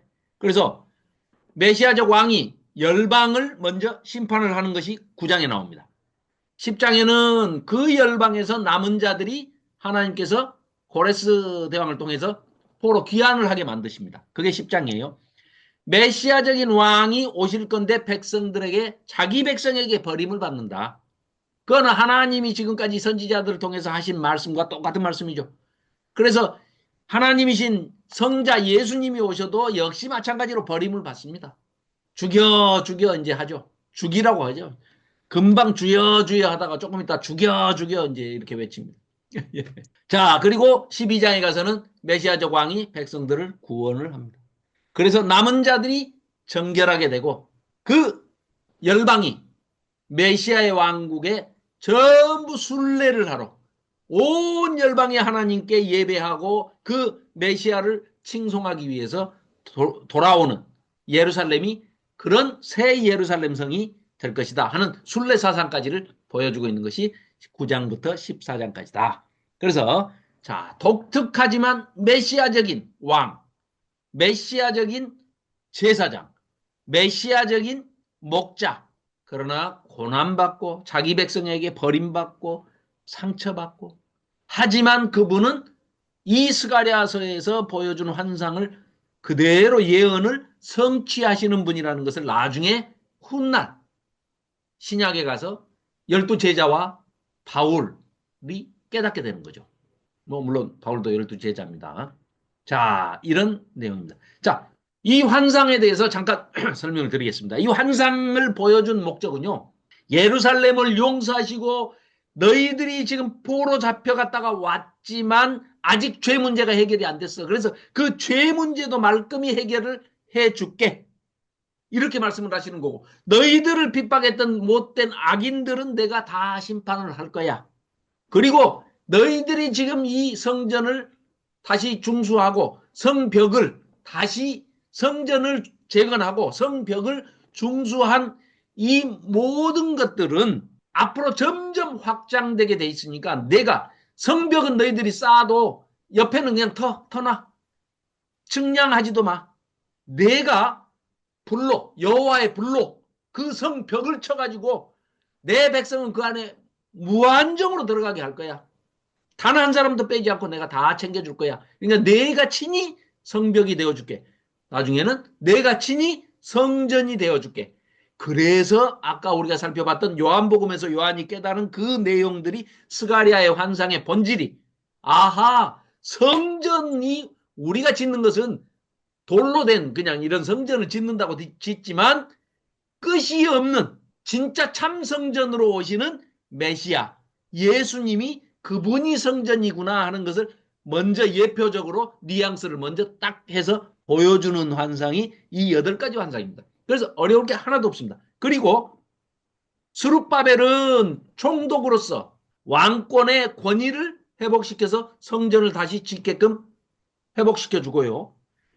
대제사장으로 온 여호수아, 이름도 똑같아요. 예수님하고. 일부러 그 여호수아를 사면복권을 해가지고 죄 문제를 완전히 해결을 해줍니다. 사탄이 참소를 합니다. 대제사장 여호수아를. 더러운 옷을 입고 있습니다. 그런데 놀랍게도 그 재판정에서 하나님께서 사탄의 편을 들어주는 게 아니라 사탄을 그냥 꾸짖고 여호수아의 옷을 벗기고 깨끗한 하나님께서 준비하신 세마포 옷을 입혀가지고 완전히 정결하게 해줘 버리십니다. 그러면 완전히 사면복권되고 대제사장의 지위로 처음으로 포로 잡혀가서 70년 만에 귀환을 한 이 여호수아로 대표되는 대제사장의 직분을 회복시켜주고 죄 문제를 다 해결해 주었기 때문에 이 대제사장으로 말미암아서 죄 문제가 완전, 제사 드리는, 성전에서 제사, 동물 제사 드리는 이유가 뭡니까? 바로 죄 문제, 죄사함 아닙니까? 그렇죠? 그 죄사함을 받는 그 대제사장의 사면복권이라는 것이 오실 메시아 예수님까지를 예표적으로 보여주는, 그래서 이름도 똑같은 여호수아, 새하늘과 새 땅, 언약의 땅, 약속의 땅, 가나안 땅을 들어갈 때도 이름이 여호수아. 다시 출바벨론 해가지고 이제 출애굽에서 가나안 들어간 건 그 여호수아.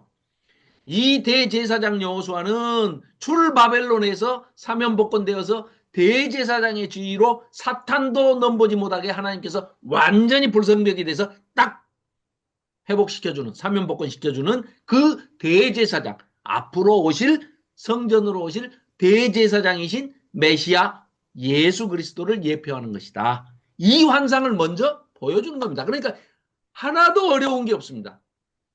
이 환상이. 됐죠? 이 스가랴가 본 8가지 환상이 어렵지 않습니다. 예. 화석류 사이, 나무 사이에 서 있는 말탄 환상. 이건 뭐 예루살렘에 다시 자비를 베푸신다 하는 그런 뜻, 설명이 다 돼 있습니다. 그 다음에 뿔들을 떨어뜨리려는 대장장이들의 환상. 이거는 유다를 핍박한 자들은 하나님께서 반드시 심판을 하신다. 열방을 심판하신다. 이런 얘기시고, 측량줄을 잡고 서 있는 사람의 환상. 예루살렘의 불성벽, 아까 설명드린 그 내용입니다. 여호수아 더러운 옷을 입고 있는 그 환상, 딱 아주 새 옷으로, 새싹, 새순이라 부르는 종이, 우리 그 이사야서에서도 뭐 살펴봤던 종, 그 종의 이미지, 그게 바로 오실 메시아 예수 그리스도다. 두 감람나무와 등대의 환상. 하나는 수룹바벨, 총독 수룹바벨. 하나는 대제사장 여호수아. 이들도 하나님께서 성령으로, 하나님의 영으로 이스라엘을 다시 강건하게 해주시고, 이때는 성령 강림이 있기 전이기 때문에 하나님의 영이 강건하게 옆에서 같이 함께 하면서 지켜줍니다. 안으로 내주는 안 하셔요. 같이 거하기는 하십니다. 왜요? 성령 강림 아직 있기 전, 오순절 성령 강림 때 사람들 속에 성령이 임하시게 되는 거죠. 우리 마음속에 내재하는 거죠. 그래서 비로소 성전이 되는 것이죠. 이때는 그 전 상황이기 때문에. 자, 그러나 이때 영을, 오실 성령을 미리 예표적으로 이렇게 보여줍니다. 그래서 성령이라는 존재가 있고 성령 하나님이 우리랑 와서 함께 옆에 있구나. 그때는 옆에 있습니다. 옆에. 예수님 때는 속으로 들어오지만 이런 걸 먼저 보여줍니다. 예, 그게 4장에 나옵니다. 자, 날아다니는 두루마리가 나오는데 두루마리 하면은 뭐 우리가 말하는 성경이니까 성경 두루마리는 바로 하나님의 말씀이니까 그 말씀은 뭐예요? 죄를 사해줘야 될 거 아닙니까? 그래서 그 죄 짓는 자는 저주를 받고 그 죄를 어디로 옮겨버린다. 사악함을 어디다 가서 제거해버리냐? 신할 땅으로. 에바 속에 있는 여자, 그 뒤주 속에 갇혀져 있는 그 여자를 어디로 이스라엘로 데려오는 게 아니라 이스라엘에서 데려다가 저기 바벨론 땅에다가 신할 땅에다가 그냥 갖다 버려버립니다. 그래서 죄 문제가 해결이 되는 거예요. 사악함이 없어지는, 죄가 없어져 버리는 겁니다. 그리고 이제 말들이 또 끄는 병거의 환상인데 하나님의 영이 온 땅을 심판하실 것이다 하는 선포입니다. 자, 이렇게 해서 스가랴서, 자, 다시 한번 보시면 첫 번째 환상부터 여덟 번째 환상까지 이렇게 동시몬 구조로 세트로 첫 번째 여덟 번째가 말입니다. 그런데 이거는 전부 회복의 메시지입니다. 아까 소망의 메시지라고 말씀드렸죠. 하나님의 마음을 시원케 해드립니다. 이건 온 세상입니다. 그 다음에 이제 좁혀 들어갑니다. 그 다음에 이제 열방. 이스라엘 백성들을 괴롭혔던 자기 언약 백성들. 하나님은 끔찍하게 생각하시죠. 이스라엘 백성들을. 그래서 괴롭힌 나라들은 뭐 바벨론이고 아수르고 뭐 페르시아고 전부 심판하십니다. 열방. 그 다음에 세 번째 환상은 점점 좁혀나갑니다. 예루살렘이 영광스럽게 될 것이다. 그 다음에 이제 여기는 이제 개인한테 오죠. 개인이 누굽니까? 예수 그리스도. 메시아로 오시는 예수 그리스도. 새싹이라 불리는 지도자가 출현할 것이다. 이 땅의 죄를 하루 만에 없애겠다는 글귀가 새겨진 그 돌. 눈이 7개인 돌. 이런 환상을 보는데 메시아를 얘기하는 것입니다. 그 다음에 다시 예루살렘으로 확장하죠. 그래서 다섯 번째 환상. 스룹바벨이 예루살렘을 재건할 것이다. 그 다음에 여섯 번째, 일곱 번째 환상이 범죄한 죄 문제를 해결을 해야 되는데 그 전체 이스라엘의 범죄 문제를 해결해 주는데 에바소, 날아다니는 두루마리도 역시 죄사함, 죄 문제 해결이죠. 그 다음에 에바 속에 그 뒤주 속에 여자가 갇혀 있는데 그걸 갖다가 저 바벨론 땅에다 버려버리고 오는 것은 신할 땅에 버리는 것은 역시 마찬가지로 죄 문제를 해결하는 것이다. 언약 백성을 심판해서 죄 문제를 해결하는 것이다. 자, 이런 내용입니다. 자, 스가랴서가 신약 성경과 이렇게 연결이 되는 이 표를 올려놨기 때문에요. 읽으실 때 요 한 번씩 찾아보시면 뭐 안 찾아보셔도 신약에서 이 내용을 우리가 다 아는 내용이지 않습니까? 너무나 잘 아시는 내용이기 때문에 이런 내용들 은 30개 토기장이 뭐 이런 내용 목자 없는 양떼 새싹 뭐 이런 내용들입니다.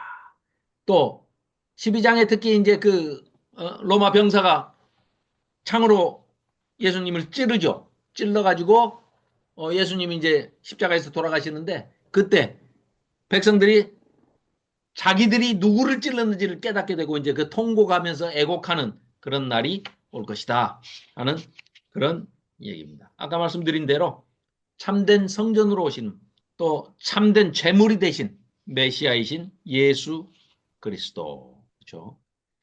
그러니까 이들이 기대했던 아주 권능의 메시아로 와가지고 이렇게 뭐 아주 그냥 엄청난 무력으로 막 사용해가지고 할 줄 알았지만 하나님의 방법, 예수님의 방법, 메시아의 방법은 전혀 그런 방법이 아니고 샬롬과 평화의 방법. 그리고 어떻게 보면 무기력하게 보일 만큼 그러나 결코 폭력을 행사하지 않으시는 비상계엄령을 동원해가지고 계엄군을 끌고 국회를 봉쇄하고 다 끌어다가 저 백령도 앞에 가서 수거해서 폐기 처분하려고 했던 이런 인간들의 생각이 아니라 전혀 다른 방법으로 하신다는 것을 볼 수가 있습니다. 자, 마지막 책 말라기입니다. 자, 말라기는 구약의 결론이자 신약의 서론입니다. 그런데 이 말라기에 관한 책을 이렇게 표현한 것을 봤습니다. 상처 입은 사랑에 흐느끼는 하나님. 아주 시적으로 잘 표현한 것 같아요. 굉장히 슬픈 사랑을 하시는 이 하나님께서 아주 끙끙 앓으시면서 이 떨쳐버리지도 못하고, 혹시 저 하영자 전도사님 그 손자들 이렇게 이뻐하실 때 보면은 그렇지 않으시던가요? 뭐 못 이기죠. 다 해주죠. 말을 안 들어도 다 들어주죠. 저도 이제 두 돌밖에 안 됐지만은 제 손녀를 보면 뭐든지 다 해줍니다. 그래서 하부가 제일 좋다고 그럽니다. 하부지가. 어제 어제가 생일이어서 두 돌이었습니다. 아, 네. 참 그래서 빠르네요. 제가 가서 케이크 사갖고 와서 초 꼽아주고 부르라고 그랬습니다. 그러듯이 네. 하나님께서도 도저히 하나님을 사랑하지 않는 이 이스라엘을 차마 못 잊어서 떠나지를 못하십니다. 떠나지를 못하시고 6번이나 논쟁을 합니다. 논쟁을. 이스라엘, 이 태먹지 못한 이스라엘 백성과 논쟁을 하세요. 얼마나 악을 쓰고 덤비는지 하나님이 지십니다. 하나님 떠나버리십니다. 제발 이 성전 문 닫아라. 니들이 뭐 나한테 뭐 가져오는 재물 내가 그거 없으면 내가 굶어 죽냐? 너희들이 무슨 뭐 헌물을 바쳤다고 뭐 생색내는데 나 그런 거 필요 없다. 너희가 나한테 지금 생색내면서 가져온 그거 말이야. 너희 총독한테 갖다 줘봐라. 사람한테 갖다 줘도 그 사람한테 맞아 죽을 것이다 이놈들아. 이런 걸 나한테 가져와가지고 훔친 거, 도둑질한 거, 저는 거, 병든 거 이런 걸 가져와가지고 나한테 가져와 놓고 우리 알 만큼 했잖아요. 뭐 하나님은 우리한테 해준 게 뭔데요? 이게 되먹지 않은 이게 할 말이냐? 아무리 말씀을 하셔도 듣지 않습니다. 깨진 언약이죠. 이미 부부관계로 표현됐던 비유됐던 은유됐던 그런 관계가 깨져버렸습니다. 부모 자식으로 얘기해도 이미 깨져버렸습니다.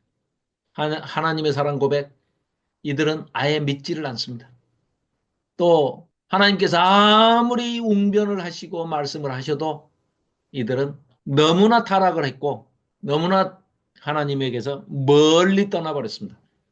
그래서 에스라 느헤미야가 와서 훈련을 시키고 성경 강좌를 하고 아무리 이들을 또 성전을 다시 스룹바벨 여호수아를 통해서 성전을 다시 정비하고 성벽을 구축하고 또 학개스가랴 선지자가 와서 독려를 하고 해서 이루었지만 제2성전을 봉헌했지만 그거는 그저 종교적인 제의적인 리추얼한 그런 종교 행사에 끝나는 것이고 그래 시간 되면은 예배 드렸고 헌금했고 봉사 조금 했고 했으니까 나 할 일 다 했지 않소. 그 구원은 다른 당상인데 뭘 나한테 더 요구합니까? 하나님이 나한테 해준 게 뭐 있다고요? 이럽니다. 이래. 결국은 당해야 말라기 안 돼. 선지자를 보내서 마지막으로 최후에 한번 우리 대화를 한번 해보자 하고 끝까지 버리지 못하고 신실하신 하나님과 끝까지 변함없이 못 되쳐먹은 이 이스라엘과 이 이스라엘 백성과 6번이나 논쟁을 하십니다. 그 논쟁을 어떻게 하시는지 우리가 한번 잠깐 살펴보고 마치도록 하겠습니다. 자, 말라기 나의 사자라는 마이 메신저 이런 뜻입니다. 나의 천사, 나의 사자, 나의 특사 뭐 이런 뜻입니다. 그런데 참 어떻게 보면은 이 말라기 선지자를 얘기하는 것일 수도 있지만 하나님께서 보내신다는 이 나의 사자가 예수님을 가리키는 것이 아닌가 싶은 생각이 들었습니다. 그래서 결국은 너희들이 내가 얼마나 사랑하는지를 내가 보여줄게. 내 사자를 내가 보낼게.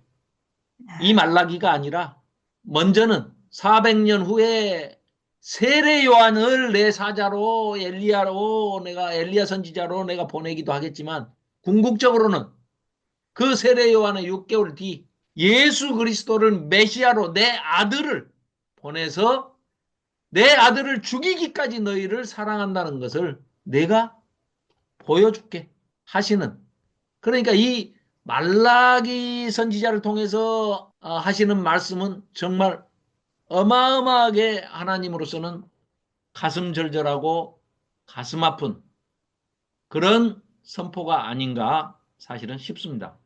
왜냐? 이들이 주께서 우리를 어떻게 사랑했는데요? 뭐 증거돼 보세요. 우린 뭘 사랑했어요? 사랑하면 이럽니까? 하고 막 덤빌 때 이 성전의 문을 닫고 성전을 떠나시는 하나님께서 400년 뒤에 세례 요한을 보내시고 나의 사자가 그 말라키가 말라기 선지자도 있겠지만 세례 요한 선지자도 있겠지만 나의 사자 나의 말라기가 결국은 예수 그리스도가 아니신가? 그분을 보내시면서 하나님이 세상을 이처럼 사랑하사 이처럼이 어떻게 입니까? 내 아들을 죽이기까지. 너희들은 너희 욕심을 욕망을 탐심을 채우기 위해서 너희 뱃속으로 난 아들을 불에 태워서 우상신에게 몰렉에게 바치고 밀곰에게 바치고 이런 짓들을 했지만 나는 하나님인 내가 내 아들 독존자 독종자 독생자 모노게네스인 유일하신 아들 하나님을 이 땅에 보내서 직접 너희들을 구원하기 위해서 독생자를 주셨으니 이처럼 죽기까지 생명을 버리기까지 사랑하신다는 것을 증거로 보여주시고 희생 제물이 되시고 화목 제물이 되셔서 영원히 끊어져 있는 것 같은 하나님과 우리와의 그런 깨진 언약 관계가 깨진 부부 관계가 깨진 부자 관계가 깨진 부모 자녀 관계가 다시 예수님을 통해서 그 예수님의 희생을 통해서 죽기까지 사랑하시는 그 사랑을 통해서 이를 믿는 자마다 멸망하지 않고 영생을 얻게 하고 또한 하나님이 우리를 죽기까지 사랑하셔서 이 땅에 오신 하나님은 예수님은 자기 자신을 죽이기까지 우리를 사랑하셔서 아버지의 뜻을 받들어서 이 세상을 구원하시려고 심판하시려고 오신 것이 아니고 구원하시려고 오셔서 그를 믿는 모든 우리들에게 우리 교회들에게 우리 한 사람 한 사람의 성전들에게 구원을 받게 하심이라. 이렇게 요한복음 3장 16절과 17절 말씀에 우리에게 천명하시면서 친히해 주신 말씀인데 이걸 듣고 여기에 기록이 돼 있고 실제로 그 말씀을 들었던 제자들이 기록을 해놓은 이 성경을 통째로 믿지도 않고 믿는다고 하면서도 읽어보지도 않고 알아보려고도 하지 않고 그저 미신처럼 정말 그 사랑의 관계라는 것은 말로만 되어지는 것이 아니지 않겠습니까? 그래서 이 말라기서를 통해서 우리가 들여다볼 수 있는 그런 신학적인 어떤 주제나 신앙적인 어떤 교훈이나 이런 것들은 참된 회개가 무엇인가 하는 것을 정말 깨닫게 해주는 그런 책인 것 같습니다. 왜냐? 하나님께서 이제 종말에 세례요한, 엘리야라고 하는 그 세례요한을 우리에게 이제 보내실 텐데 그래서 마지막으로 아주 대역사가 일어나죠. 아들, 자녀들이 우리가 종들이 회개하고 대대적으로 회개하고 하나님께 돌아가는 대역사가 일어나죠. 예수님이 오시니까. 그렇게 해서 이 말라기를 통해서 타락한 이 공동체가 포로기한 공동체가 제발 회개하고 너희들이 하드웨어 껍데기로 성전 뭐 고치고 뭐 성벽 다시 그것도 중요하지만 그거보다는 너희들의 마음 너희들의 삶 너희들의 관계 이걸 회복하고 너희들의 삶을 회복해서 하나님과 사랑하는 관계로 나에게로 제발 회개하고 돌아와라. 너희들이 만일에 내가 이렇게까지 하는데도 회개하지 않으면 어쩔 수 없이 하나님의 여호와의 날, 심판하시는 주의 날을 피할 수가 없다. 이런 선포를 하시고 결국은 떠나가십니다. 떠나가시는데 잠깐 떠나가시는 거죠. 잠깐이 400년입니다만은. 그래서 그 400년 후에 우리 성경으로는 말라기 끝에서 한 장 넘기면 400년이 딱 넘어가는 겁니다. 마태복음 1장에.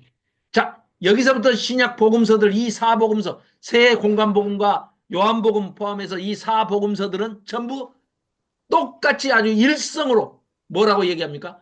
하나님 나라가 이제 가까이 왔으니 회개하라 이 독사의 자식들아 하고 외치기 시작하는 겁니다. 그게 바로 뭡니까?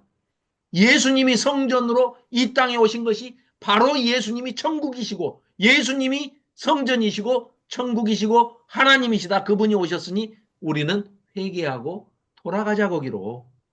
이 구약의 문이 닫히고 성전이 없어지고 동물 제사가 없어질 때가 바로 이 말라기 선지자 말라기가 마지막 예언서 아니겠습니까? 이 마지막 예언서를 통해서 우리가 깨달을 수 있는 참된 회개.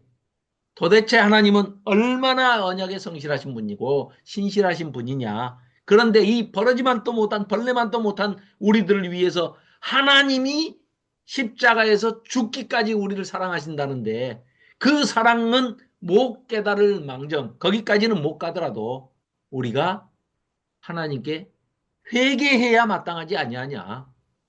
여기 이제 이렇게 정리를 해놨습니다. 6개의 논쟁을 하는 것이 첫 번째 논쟁 뭐부터 쭉 시작해서 하나님께서 얘기하시면 대듭니다. 질문의 형식으로. 말을 그냥 평서문으로 이렇게 써놨으니까 뭐 하는 것 같지만요. 바락바락 쓰고 대드는 겁니다. 하나님이 설득을 하십니다. 그게 아니야. 내가 이랬지 않냐 하고 설명을 하세요. 전혀 어떻게 보면 하나님답지 않으실 정도로 아주 그냥 매달리시는 전전긍긍하시고 끙끙 앓으시는 아주 사랑의 그냥 노예가 되신 것 같은 죄송합니다.